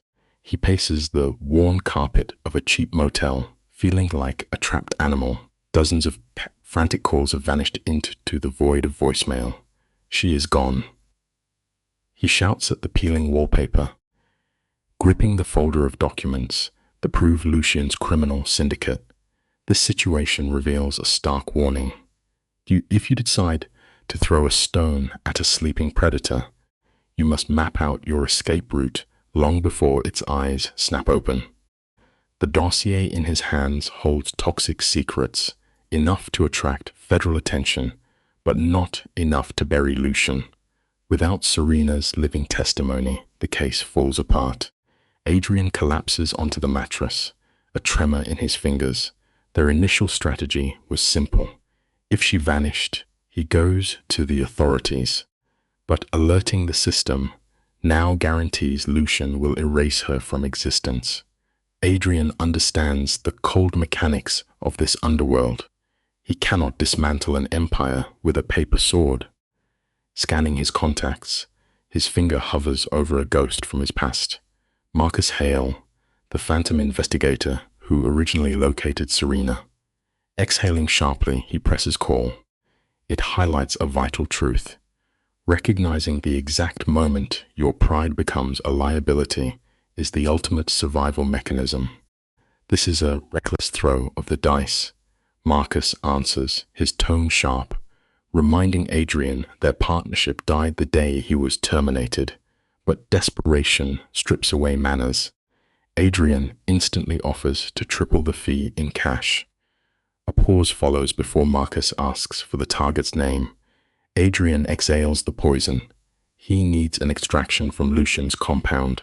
The line goes so quiet Adrian checks his screen. Marcus flatly declares it a suicide mission. Assaulting a crime boss is a fast track to the morgue. His voice cracking, Adrian admits the captive is Serena. Marcus is stunned, recalling the bitter hatred Adrian once harbored for her. Adrian covers his eyes, sinking into regret. It is a sobering realization. Wealth might buy muscle, but it cannot easily purchase true bravery against genuine evil. Adrian struggles to breathe, confessing he caused this disaster. They partnered to expose the syndicate and miscalculated. If Serena dies, her blood forever stains his conscience. Marcus demands to understand the scope of this radioactive nightmare. Adrian pleads for immediate action. Marcus demands every piece of intelligence gathered on Lucian, but he sets an unbending condition. He requires 72 hours to prepare. Panic spikes in Adrian's chest, arguing she will be dead by then. Marcus serves him freezing reality. Kicking down the door blind is a death sentence for everyone. Defeated, Adrian agrees. The evidence file feeling like an anvil on his chest. It demonstrates a dark reality. Unresolved guilt is undeniably the heaviest weight a person can ever endure. Adrian knows he must buy time. He has to orchestrate a distraction loud enough to rip Lucian's focus away from his captive. Throwing open his laptop, he starts plotting. Back in the black depths of the compound, violent hands jar Serena awake. She draws a sharp breath, her spine screaming from hours slumped in that iron trap. A hollow-eyed enforcer looms above her, demanding she see the boss. The second the heavy restraints unlock, gravity takes over. Her dead legs fold, sending her crashing onto the concrete. All feeling has drained from her hands. The guard roughly hoists her up, dragging her battered frame out of the crypt. It illustrates a complex moral sacrifice. Sometimes, you must be willing to burn your own life to the ground to shield someone else from the flames. Blinding sunlight attacks her eyes as they haul her into a dining hall. Seated at a mahogany table is Lucian. He delicately cuts his breakfast, behaving as if he did not just condemn her to a dungeon. The aroma of food makes her starved stomach clench. Pointing with a silver fork, he instructs her to sit. She collapses into the chair, muscles spent. The guard anchors behind her like an executioner. Lucian slices his meal with a surgeon's precision, inquiring if she has considered his proposal. She spits back, calling his offer a hostage negotiation. Lucian smiles, chewing with terrifying patience before demanding her verdict. It is a chilling reality. Malice does not always hide in shadows. Sometimes, it sits perfectly postured at the breakfast table. Serena wants nothing more than to spit in Lucian's arrogant face. But the images of innocent, collateral damage flash behind her eyes. She knows the grim mathematics of the underworld if she fights. The vulnerable pay the price. Her spirit fractures and she surrenders. Lucian flashes a sickening smile, bragging that she finally sees reason. Yet Serena holds on to one desperate demand. Let Adrian go free. The smile vanishes. The silver fork clatters against fine china. Lucian leans back, eyes swimming with dark amusement, and reveals a bitter truth. Adrian just made her sacrifice utterly impossible. He slides his phone across the mahogany table, and Serena's blood turns to absolute ice. The reality of sacrifice is often deeply cruel. Setting yourself on fire never guarantees the people you love will escape the flames. Let us look at this together. Lucian pushes the phone across the table, and the headline hits like a physical blow. Total exposure. Adrian Lockhart has officially accused Lucian Drax of a massive criminal conspiracy. In the photo, Adrian stands on the courthouse steps, exhausted, but holding a terrifying resolve. He just leaked every dark secret, the stolen money, the fraud, the absolute brutality, it is all bleeding across the internet right now. Lucian drops his voice to a chilling whisper. Noting that Adrian went public 3 hours ago, Serena forgets how to breathe. Adrian broke the quiet deal, meaning the crime boss is about to unleash hell. It proves a frightening point about human nature. Pushing a monster into the blinding light exposes their true colors, but forcing their hand always comes with a devastating price. Buttons his tailored jacket, his movements slow and totally drained of mercy. He looks dead into Serena's eyes and delivers the final verdict. Adrian is a dead man walking. He signals his heavy muscle to drag her back to the dark. But you and I know Serena better than that, do we not? The second rough hands grab her. She tears free and lunges across the table. Snatching a steak knife, she aims straight for the crime lord's throat. But Lucian moves like a ghost. He catches her wrist with terrifying ease, twisting until the sharp metal clatters away. A brutal backhand sends her crashing to the cold floor, her vision shattering into white sparks. We must understand a harsh reality of power. Anger might burn bright enough to start a massive fire, but the cold, calculated ice of strategy will always extinguish blind rage. Serena tastes bitter copper as warm blood pools in her mouth. The guard hauls her up by her arms, and the physical fight simply drains out of her. Her body is beaten, but her mind is racing. Adrian has forced the ultimate, deadly showdown. Lucian is dispatching his killers right this second. She is trapped while the only man trying to save her walks into a massacre. Miles away at the courthouse, camera flashes explode like violent lightning. Frantic reporters shove microphones into Adrian's face. A digressed tech genius is openly challenging an untouchable crime boss. Someone in the crowd demands to know if he has the hard proof to back up this suicide mission. This reflects a profound truth about human connection. True loyalty often means stepping willingly into a roaring fire just so someone else gets the chance to breathe. Adrian stares into the cameras, his voice remarkably steady. He publicly confirms handing a massive dossier over to the district attorney. Financial logs, buried secrets, and terrified witnesses, the final nails for the crime family's coffin. When asked why today, his answer is chilling. He calls Lucian a plague, warning that more blood will spill if he is not stopped. A reporter shouts a cruel question about his ex-wife marrying the mob boss. Adrian clenches his jaw against the ghosts of his past. Muttering no comment, he forces his way into the waiting car. Marcus, his driver, stares with pure dread, warning Adrian he just painted a fatal target on his back. Adrian offers a tragic smirk. That was the entire point. The truth of sacrifice is absolute. Sometimes you must turn your own life into bait to protect the one person you still truly love. Inside the car, Marcus is quietly losing his mind. Offering yourself as human bait for a mafia boss is a guaranteed death sentence. But Adrian calmly breaks down the tragic math of his choice. It is the only way to pull Lucian's deadly gaze away from Serena. If Adrian falls tonight, Marcus must ensure the law finishes this war. As neon city lights blur past the windows, Adrian desperately asks if they have located Serena.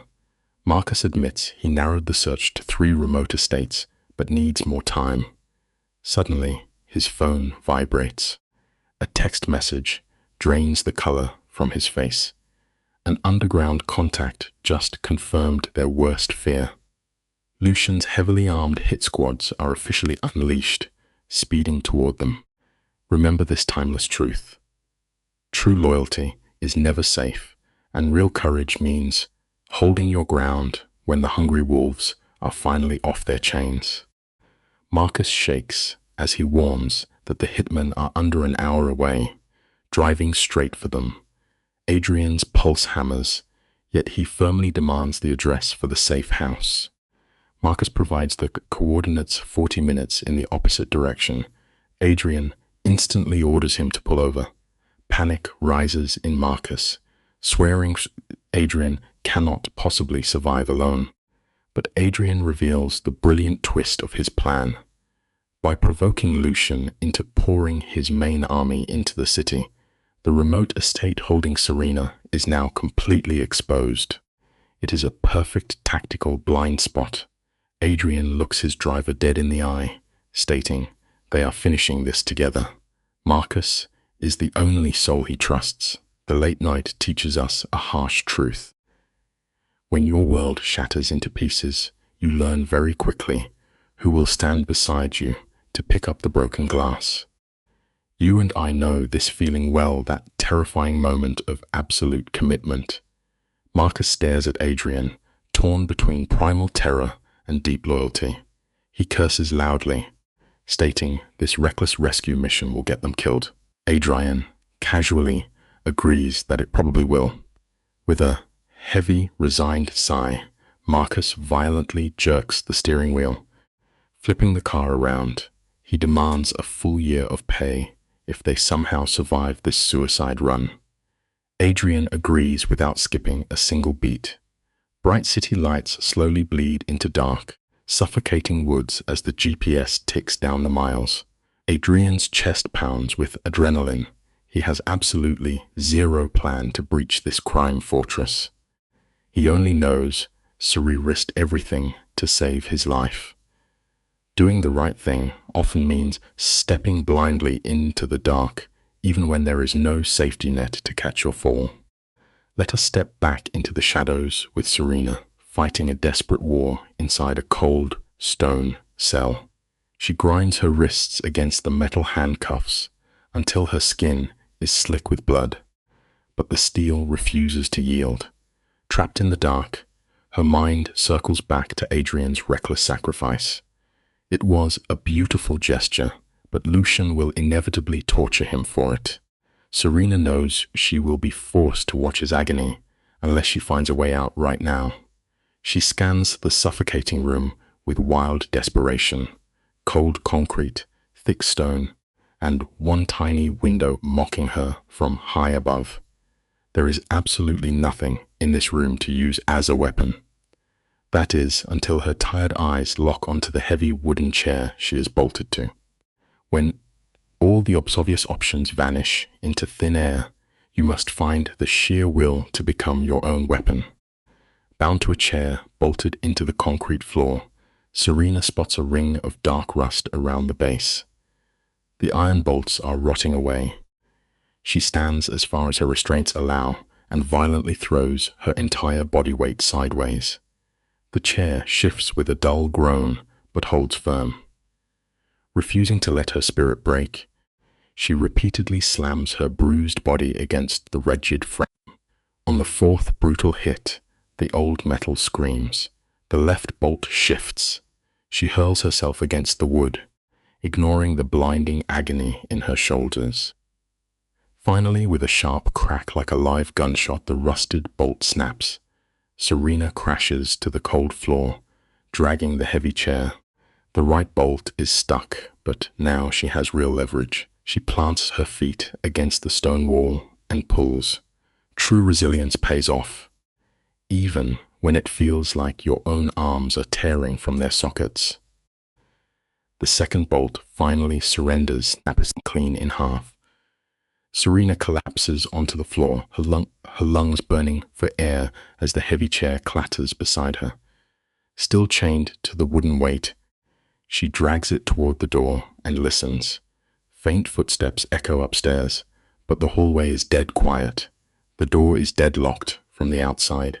It seems like an impossible puzzle. But then, she spots the exposed iron hinges. Eaten by thick rust, they are highly vulnerable. Serena wedges the thick chair leg under the bottom hinge, pressing down with every ounce of her fading strength. The old metal groans until the pin pops free.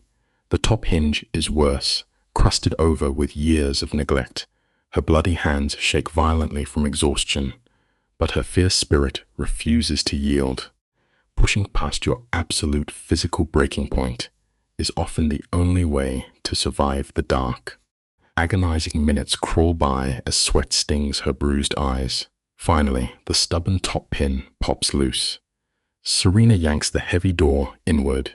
It fights bitterly, but the ruined hinges give just enough space. She forces her bloody fingers into the gap and pulls with absolute savage force. The old wood splinters, letting her squeeze her broken body through. The dim stone hallway feels exactly like a graveyard. She quietly drags the broken chair behind her, hunting desperately for a real weapon. Suddenly, her blood turns to ice. One of Lucien's ruthless cleaners rounds the dark corner. His eyes widen in shock, and his hand drops instantly to draw his pistol. Serena does not hesitate. She swings that heavy chair like a brutal club, catching the enforcer in the face with a sickening crack. In moments of extreme peril, bold action will always conquer panicked hesitation. The enforcer staggers back, blood painting his face in harsh crimson strokes. Serena grants him no sanctuary. She swings that heavy, shackled chair once more. The splintered wood finding bone with a sickening crack, his weapon clatters across the cold floorboards. As she dives for the steel, his heavy hand twists into her hair, viciously pulling her into the shadows. But her days of playing the victim are over. Twisting her bruised frame, she levels the pistol and fires. The blast shatters the air, dropping the guard to the floor as he clutches his ruined leg. Serena bursts through the oak doors, the blinding daylight washing over her as she drags that broken chair toward a black sedan. Look closely at this moment. You must never corner a desperate soul, because those with nothing left to lose are the ones who rewrite the rules. Serena commands her trembling legs to move, her lungs burning as shouts of pure rage bleed from the estate behind her. Reaching the sleek black vehicle, she violently pulls the handle, but the door is deadlocked. Without hesitating, she uses the heavy iron of her pistol to smash the glass, scrambling over the shattered fragments. There are no keys. Gunfire erupts, spiderwebbing the windshield mere inches from her terrified eyes. Ripping the steering column apart with shaking hands, she forces the exposed wires to spark, and the massive engine violently coughs to life. You and I are about to witness a profound reality. When you are pushed to the absolute edge of the abyss, survival will carve out a fierce, desperate strength you never even knew you possessed. The engine roars into the daylight, a deep mechanical growl swallowing the chaos. Serena buries the accelerator. Tires scream in protest, forcing the armed men to dive for the dirt as the car violently surges forward. Adrenaline floods her veins, drowning out everything except the need to escape. That splintered leg of the wooden chair remains cuffed to her wrist, slamming mercilessly against her bruised skin with every sharp swerve. Ahead, a massive iron security gate blocks her only path to freedom. She never even considers the brakes. She rams the steel barricade at full speed, shattering the metal and spitting the vehicle onto the desolate gravel road. It is a harsh but necessary lesson. When the walls of your life begin to close in, sometimes the only way forward is to brutally break the barriers meant to keep you trapped. Adrian and Marcus arrive at the Syndicate estate, stepping directly into the smoldering wreckage of a broken empire. The iron gates are mangled, and thick smoke bleeds into the sky. Marcus scans the ruins, paralyzed by the destruction. Near the shattered marble steps, a wounded mobster clutches his leg, choking out the revelation that Serena shot him and vanished in a stolen car. Adrian feels caught between weeping and laughing at her unyielding defiance. The enforcer gestures down the dark highway. Adrian turns to Marcus, his voice heavy with emotion, and orders him to track her down immediately. The truth of human connection is simple. When the people tied to your very soul are caught in the crossfire, you sacrifice everything to keep them safe. Adrian watches the car speed away, turning to face the darkness of the house alone. Marcus pleads with Adrian to turn back, terrified to let his friend walk into that marble graveyard by himself. But Adrian just shakes his head. Serena surviving is the only remaining thread of hope he has. He sends Marcus the coordinates of a remote safe house Serena quietly secured weeks ago, instructing him to deliver the buried evidence so she can finish tearing this syndicate apart. Marcus begs him not to play the tragic martyr. Adrian merely offers a sad, hollow smile, whispering that his salvation is already out of reach. We all learn this bitter lesson eventually, do we not? You must always cultivate a quiet backup plan in the dark, because destiny rarely honors your original design. Adrian steps through those towering front doors, his heart beating like a heavy drum. He calls out to the empty halls, met only by a suffocating silence. A dark voice drifts down the grand staircase, heavy with impending doom. Lucien invites him up to finish the tragedy they started.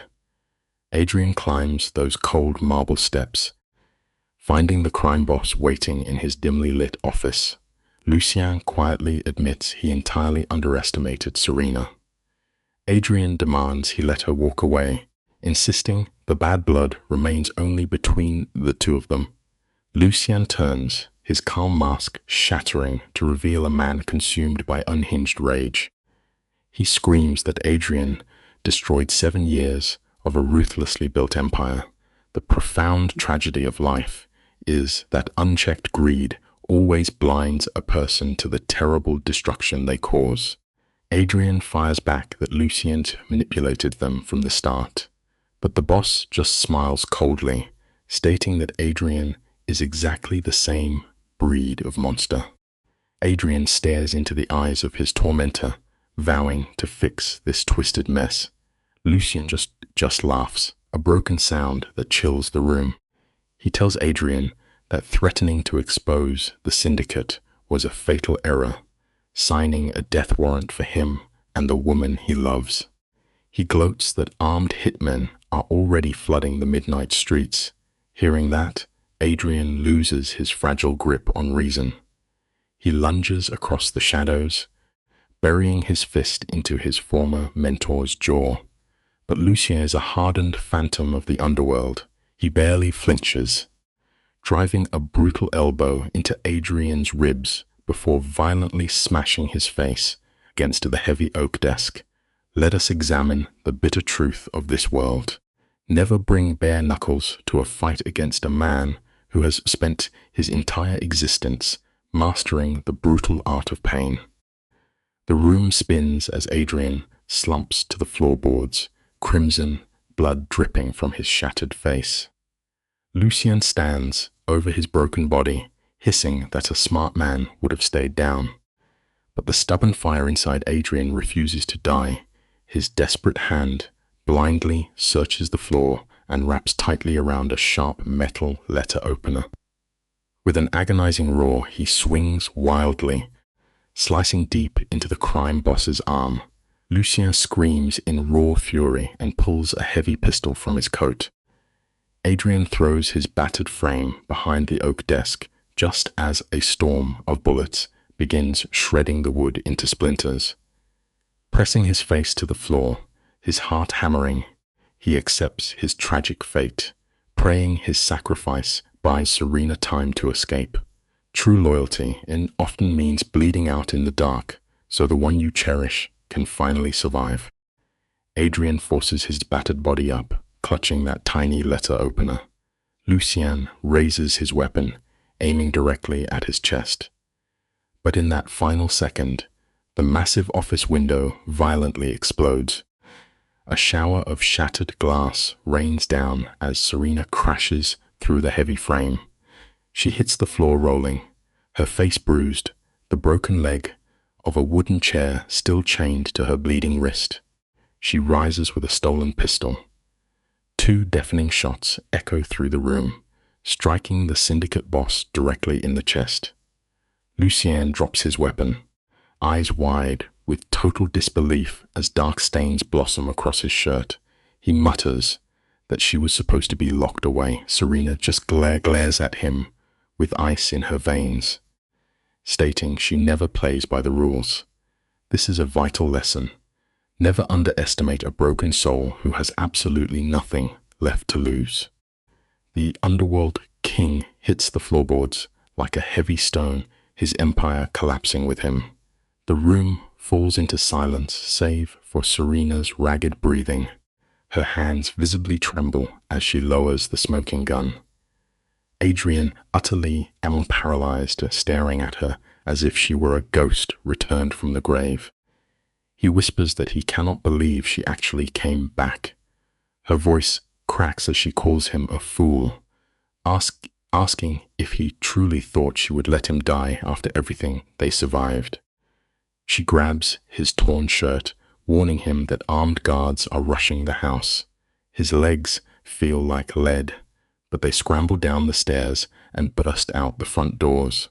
Marcus is already idling in the getaway vehicle.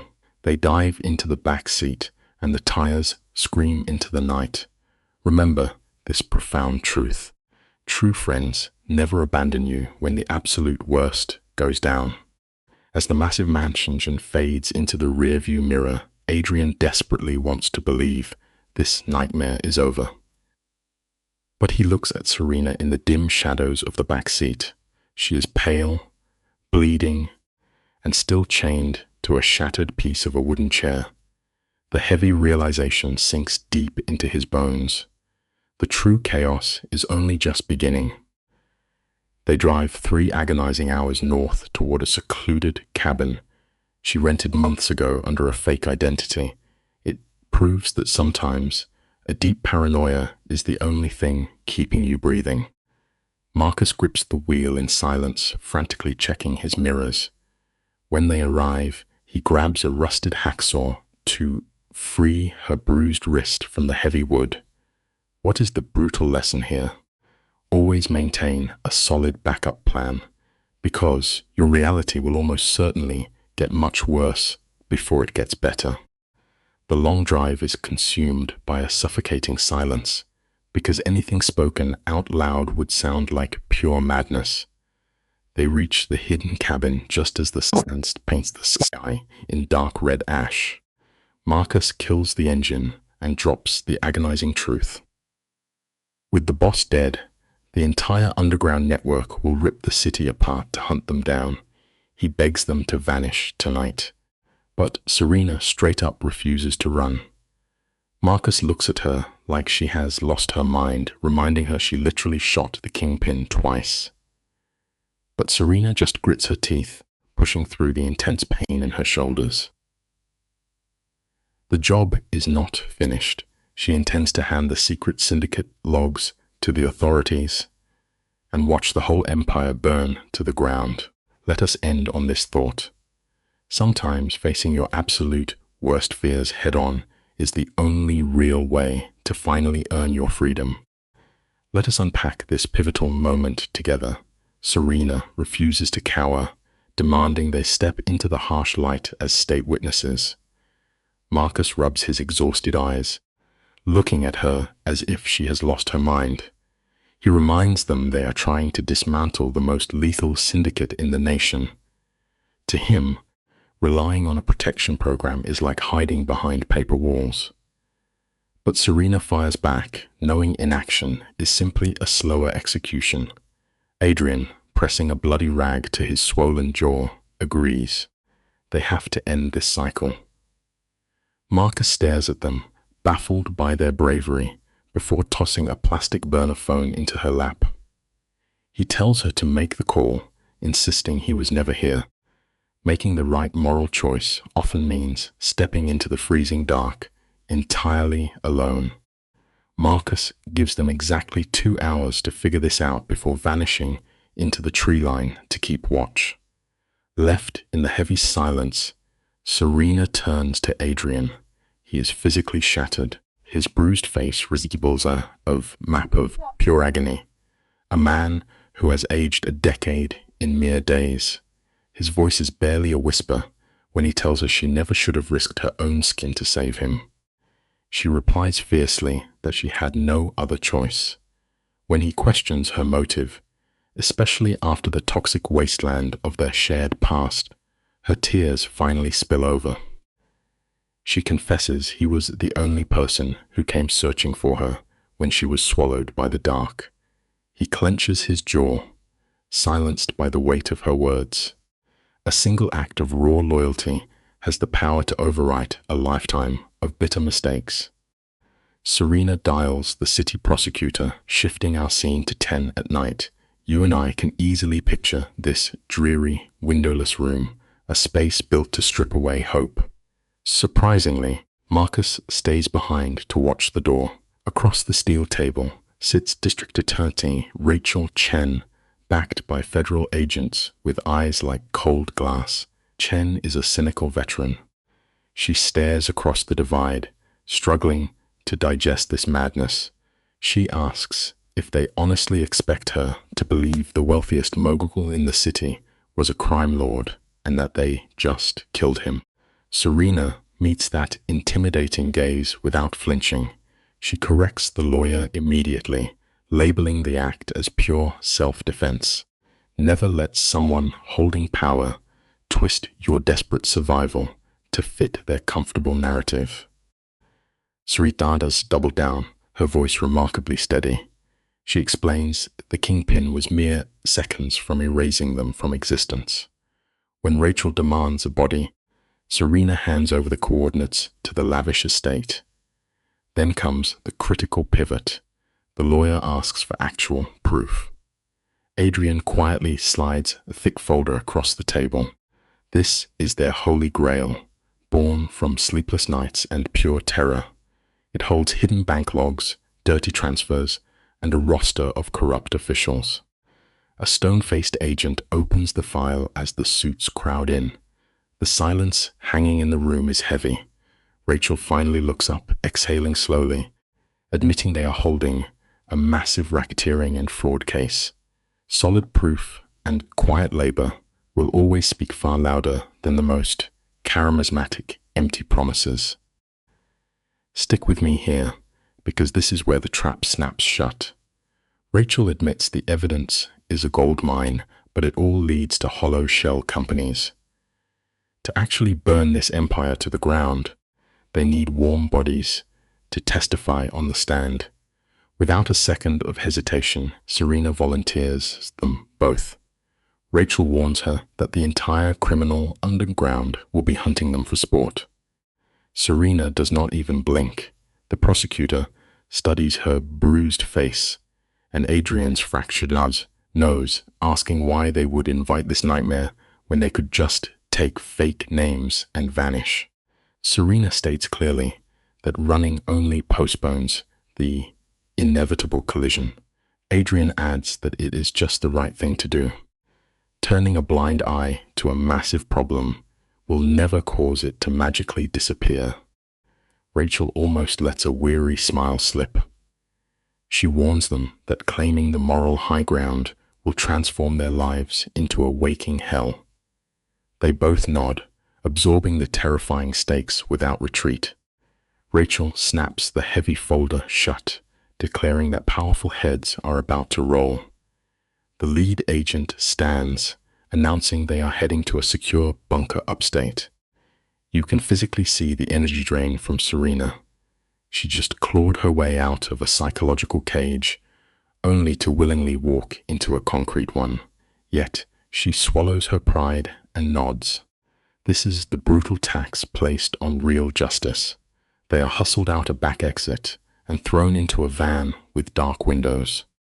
Genuine sacrifice frequently requires us to surrender our own freedom to secure the safety of the greater good. Before parting ways, Marcus extends a firm hand to Adrian. He openly admits they are far braver than he ever gave them credit for. Adrian lets out a dry, exhausted laugh, suggesting they might just be completely foolish. Marcus flashes a rare smile, replying that courage and stupidity frequently share the same shadow. As the transport van lurches forward, Serena watches the neon city lights smear into darkness through a gap in the glass. She is leaving a literal war zone in her wake. Beside her, Adrian stares blindly at his torn knuckles.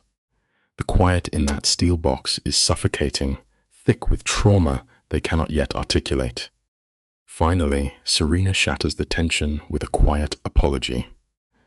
Owning up to our massive failures is the crucial first step toward any real healing.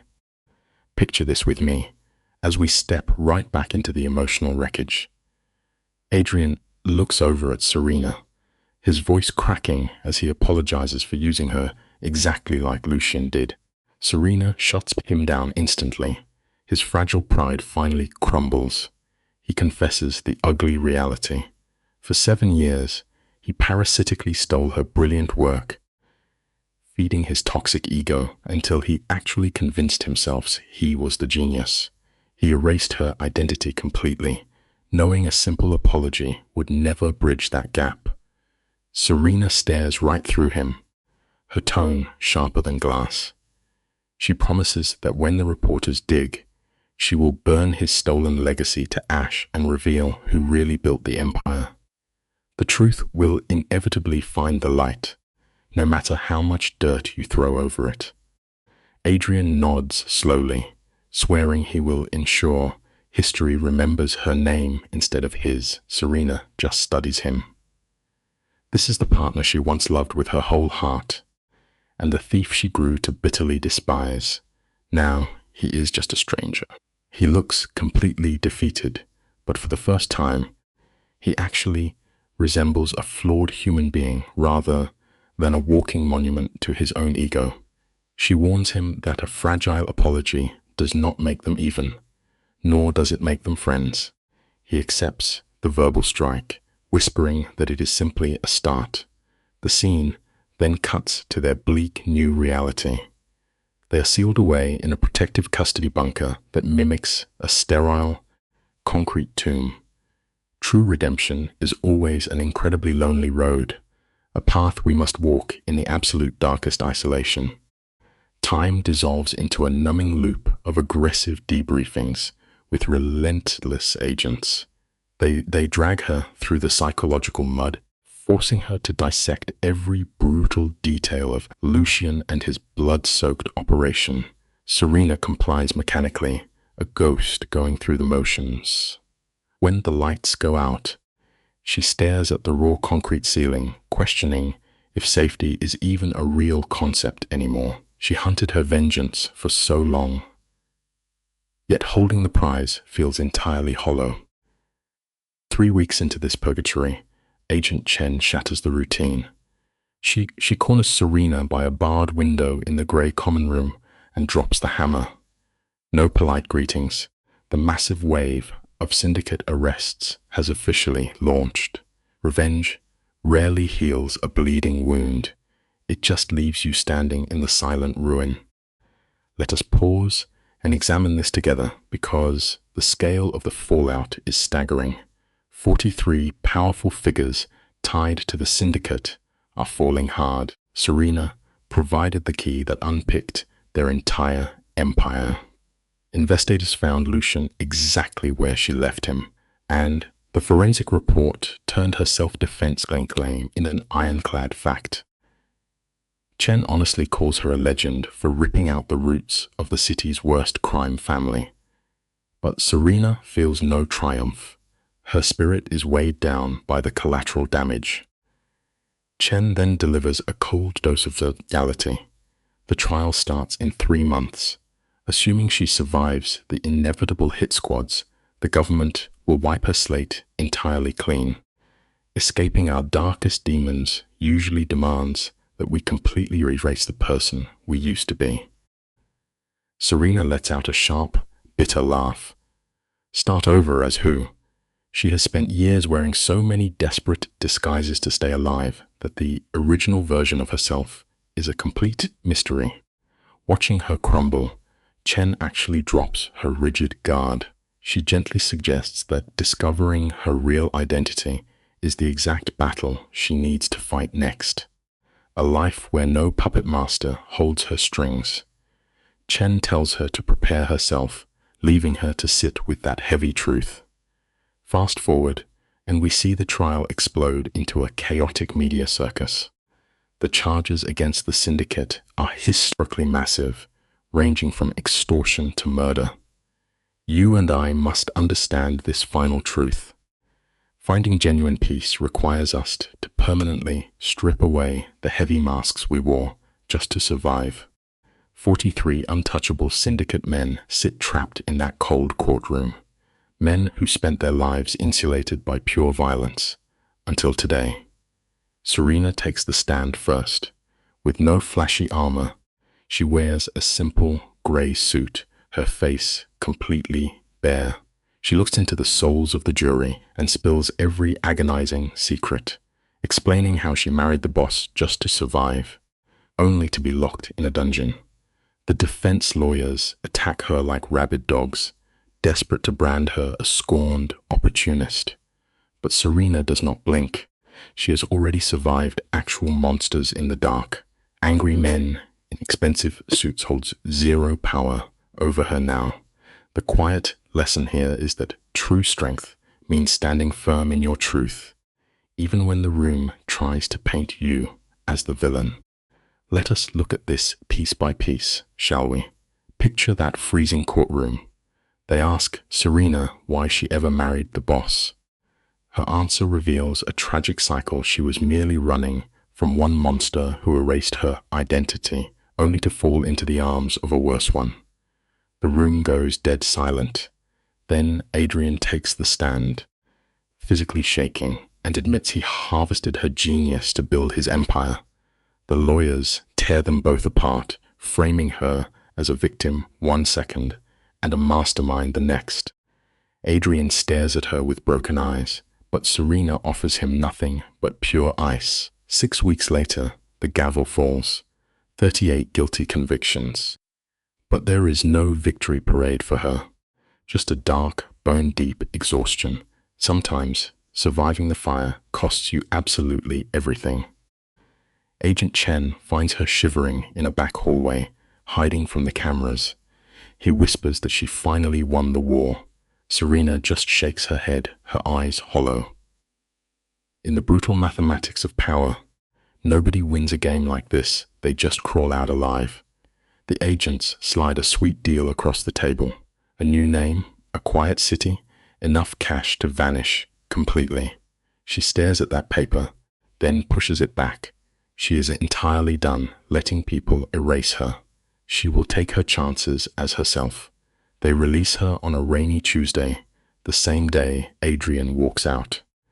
They end up standing on the exact same curb, two shattered souls who completely destroyed each other, yet somehow kept each other breathing. It is a stark reminder that sometimes our greatest enemies are the only ones who truly know us. The silence hangs heavy before Adrian finally asks the ultimate question. What happens now? Serena stares out at the smoggy horizon, admitting she has no idea. But whatever comes next, it is going to be hers. Then Adrian drops a quiet bombshell. His massive corporation is being carved up by the state, but the core technology, the brilliant algorithms that made it happen, legally belong to her. He is handing the keys back, not acting as a savior, but simply returning what he so ruthlessly stole. The foundation is hers to command. She looks for the hidden trap, demanding to know why. But the toxic ego that used to mask his face is completely gone. In its place is just raw, bleeding regret. It goes to show that true remorse never makes excuses, it just makes things right. Stick with me here, because this is where the psychology gets deeply interesting. He tells Serena to take her genius, and build something better than his empire. He climbs into a black sedan and vanishes. Watching those taillights fade, something rigid inside her finally breaks. It is not forgiveness some wounds never close, but it is the quiet exhale of letting go. 6 months later, she stands outside a sleek new building. The bold sign out front reads Veil Technologies. It is entirely hers. She pulled herself out of the ashes, hired a loyal crew, and brought her work into the light. No more hiding behind false kings to make them rich. Every single line of code now bears her name. A beautiful lesson that the absolute best revenge is simply rebuilding your own life. Stepping into the light is terrifying, but the sheer freedom is intoxicating. Her assistant peeks through the glass doors, giving a subtle nod. The heaviest investor meeting of her life starts in 10 minutes. Serena gives that metal sign, one last proud look, takes a deep breath, and marches inside. The boardroom is flooded with morning light. 5 serious financial titans wait at the table. These sharks know all about her dark history, the brutal betrayals, the courtroom trauma, and they want to bet millions on her anyway. She opens her laptop. There is no toxic partner standing in the way anymore. No fake visionary stealing her thunder. She looks those investors dead in the eye, her voice steady as a rock, and says, "Good morning, let me show you exactly what I have built. But what about our fallen king?" Adrian's path took a sharp turn into obscurity. He did not try to claw his way back up the corporate ladder. Instead, he took the last scraps of cash from his shattered empire and quietly gave it all away. He set up anonymous scholarships and secretly funded young creators who were bleeding out under greedy bosses. His name never appeared on a single check. He then faded into a sleepy town, landing a quiet job teaching business ethics at a local college. The heavy irony is definitely not lost on him. But his students just see a man who survived the worst flames. Sitting in his dark apartment, he still thinks about Serena. He genuinely hopes her new company took over the world. It reminds us that sometimes losing your kingdom is the only way to find your actual soul. You and I have walked through this psychological maze together, and this next moment really hits home. One rainy night, Adrian's phone buzzes. It is a reporter from a massive magazine, writing a cover story on the rise of Veil Technologies. She asks for a direct quote regarding Serena's actual role in his old empire. Adrian feels his throat go tight. He closes his tired eyes. This is the final, agonizing test of his ego. In this split second, he could easily spin the narrative, claim they were equal partners, and steal one last slice of her glory. But he refuses. He finally understands the nature of true redemption. Sometimes, the only way to prove you have defeated your own demons is to step back into the dark and let the real mastermind wear the crown she earned.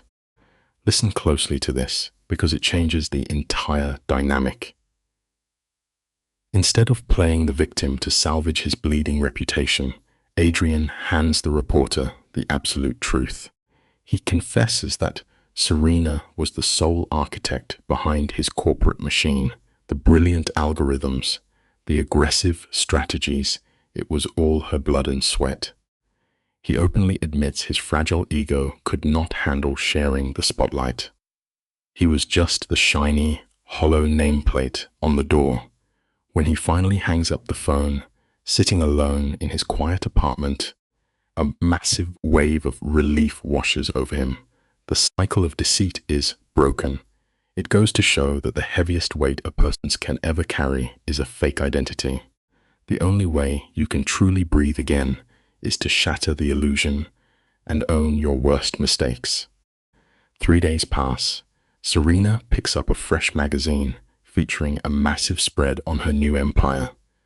The pages detail her agonizing crawl from being totally erased to becoming a titan.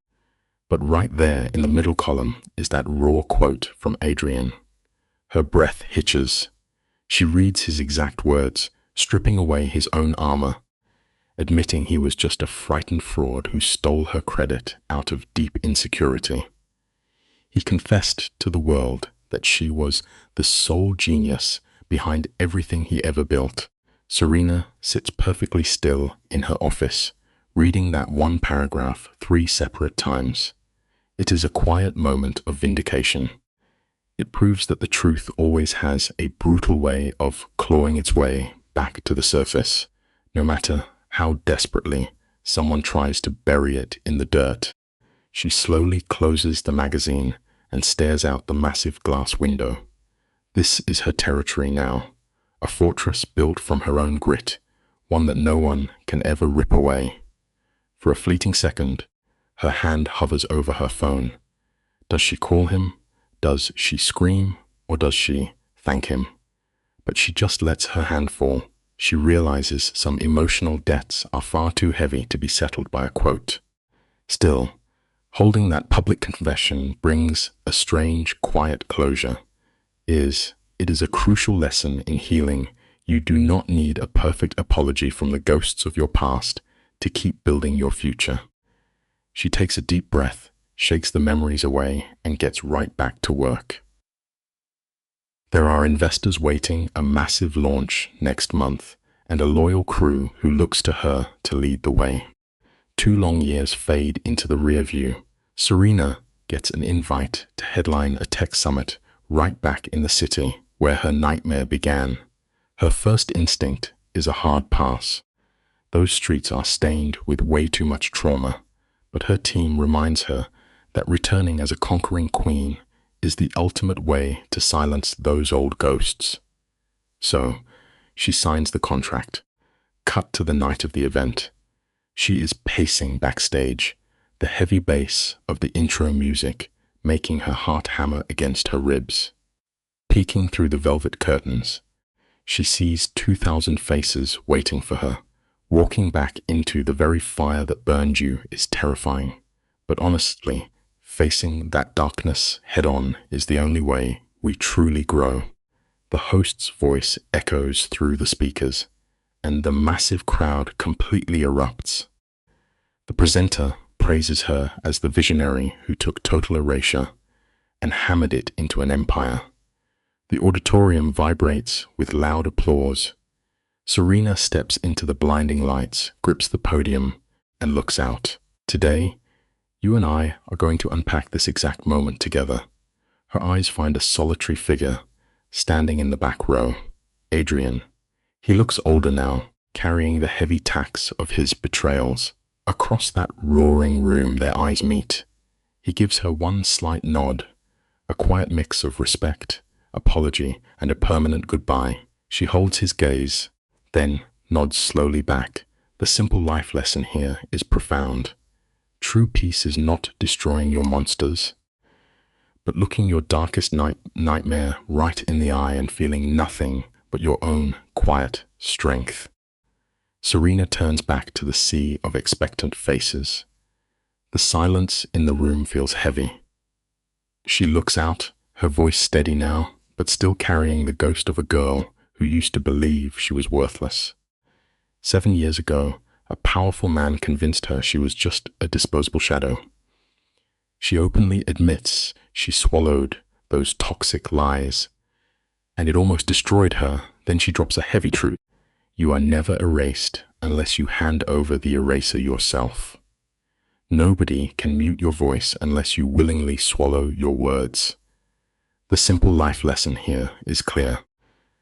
She clawed her way out of the gutter, and while the payback tasted sweet, the real victory was rebuilding her own soul. Your true worth is never measured by the people desperately trying to keep you down. A warm wave of laughter ripples through the crowd. Serena smiles, a genuine look earned through years of bitter tears. She dragged herself back to the summit because she refused to let a hollow villain write her final chapter. Let us take a closer look at this. You and I both know how hard it is to rewrite a story someone else ruined. She lets her gaze drift toward Adrian for one agonizing second. He sits there, completely wrecked, guilt eating him alive. Turning away, she delivers her final blow to the room. She tells anyone who has ever been treated like dirt that their inner light matters. The crowd goes wild, jumping to their feet in a massive ovation. The simple life lesson here is clear. When you finally stop begging for the approval of others, you transform into an unstoppable force. The mood shifts the second Serena steps out into the freezing city night. Standing by her car like a ghost is Adrian. She stops, her voice icy, and tells him he has zero right to be there. He slowly nods, looking like a shattered man who expects her call security.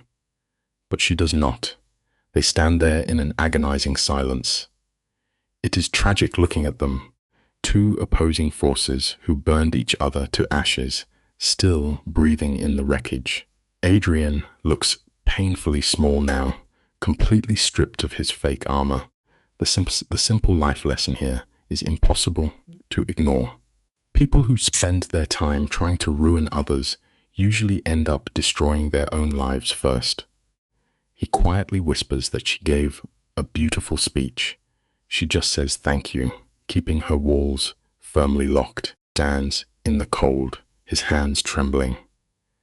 He admits he meant every single word in his confession. He is not looking for forgiveness, knowing his actions were unforgivable. He just needs her to know he finally sees the genius she always was, and regrets that it took losing his empire to open his eyes. Serena refuses his pity party.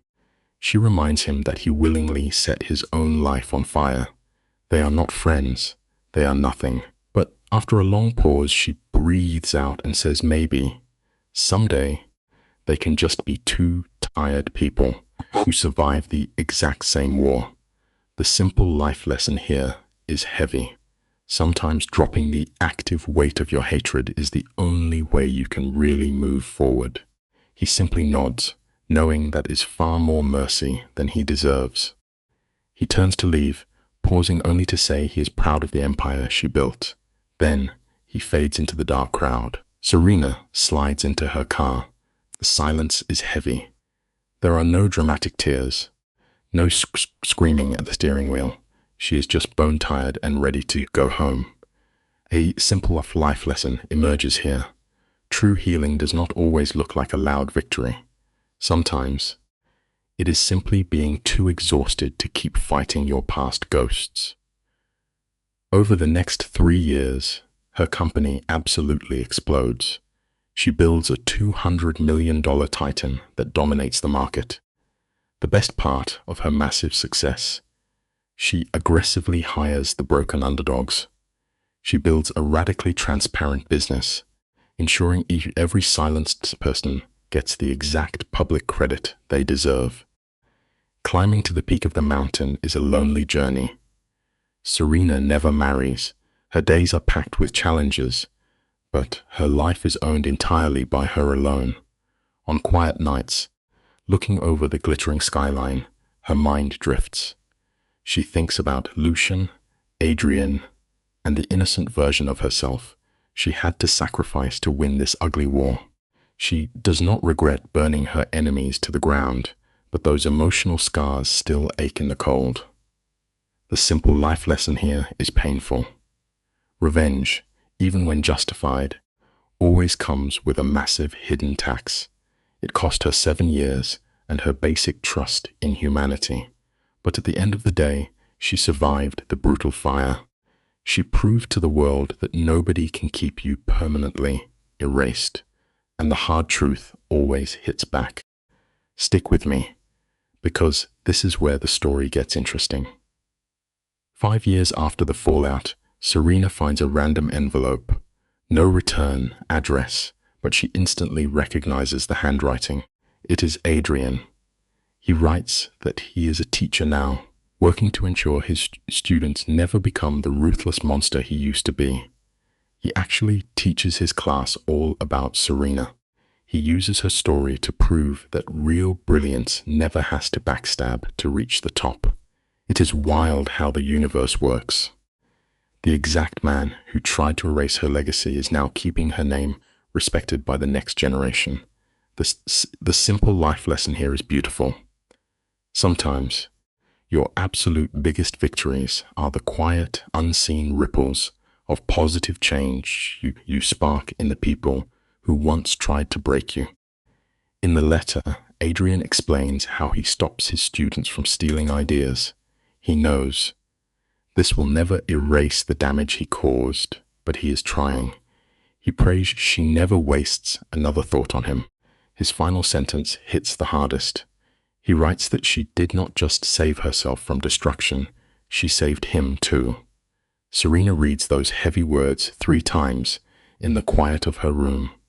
Then, she calmly folds the paper, places it in a drawer, and locks it away forever. She never writes him back. The simple life lesson here is crucial. You do not always owe someone your forgiveness to find your own inner peace. Some stories do not need a neat ending, and some wounds stay as permanent scars. Sometimes, real closure is just putting one foot in front of the other. 10 years after that grueling trial, a journalist asks Serena the ultimate question. Knowing the severe pain, the ugly violence, and the dark years of stress, would she choose revenge all over again? Serena looks at her massive corporate empire, thinking of the loyal people she lifted out of the mud. She looks the reporter dead in the eye and drops a cold truth. She never actually chose revenge. She simply chose survival, and her survival just happened to look like fighting back. Was it worth it? Absolutely. Not because destroying her enemies felt good, but because she made it out breathing. The simple life lesson here? When the world is actively trying to erase your existence, simply surviving and thriving is the absolute greatest rebellion of all. Serena was robbed blind, thrown into a dungeon, and nearly murdered by a ruthless villain, but she shattered every cage they built for her. The true finale of this story does not happen in a bloody shootout. It happens quietly in a small cafe by the harbor, the exact spot where she first plotted her comeback. She sits casually, sipping an espresso, scrolling through her laptop. Her inbox is flooded with emails from investors who finally see her as a dominant powerhouse, not a ghost. The warm autumn sun hits her face, and for the first time, Serena feels it. True, unfiltered peace. The simple life lesson from this saga. The absolute best revenge you can get on the people who tried to break you is simply living a wildly successful life, completely without them. Come with me for one last look at the aftermath. Serena sits quietly in a cafe. She is not overflowing with happiness, nor is she free from the scars of her past, but she has a heavy certainty radiating from her core. She transformed into the fierce person she was always meant to be. Nobody can ever take that power away from her. Not Adrian with his fragile ego, and not Lucien with his violent empire. She casually snaps her laptop shut, finishes her coffee, and confidently walks back out into the city that failed to destroy her. Only this time, she is not running to hide in the shadows. She completely owns these streets now. The simple life lesson to leave you with. True power is not about dodging the dangerous fire. It is about letting that fire forge you into absolute steel. A major Lenin's story is that escaping one harmful situation does not guarantee true freedom. Serena leaves Adrian S. emotional and professional control, but later enters a marriagement with Lucien Drax for protection, influence, and revenge. At first, Lucien seems like the perfect ally. He offers resources, strategy, security, and the power Serena needs to defeat Adrian. But over time, she discovers that Lucien is not simply helping her. He has his own agenda. He had already began targeting Adrian before Serena became involved, and he uses her pain as a convenient cover for his own operation. This teaches a very important educational lesson. When people are hurt, they may accept help from some powerful without fully questioning that person's motive. A person who offers rescue but can still become another controller. Serena thinks she is choosing strength, but she slowly realizes she has entered another cage, only one decorated with power and luxury. This is relevant in real life, especially for people leaving toxic relationships, manipulative workplaces, or abusive family systems. Vulnerability can make anyone desperate for protection. But true help should increase freedom, not reduce it. True partnership should allow honesty, not fear. Lucian's protection comes with ownership. That is not safety, it is control. The story encourages viewers to ask hard questions before trusting someone. What do they gain from helping me? Do they respect my choices? Can I say no without punishment?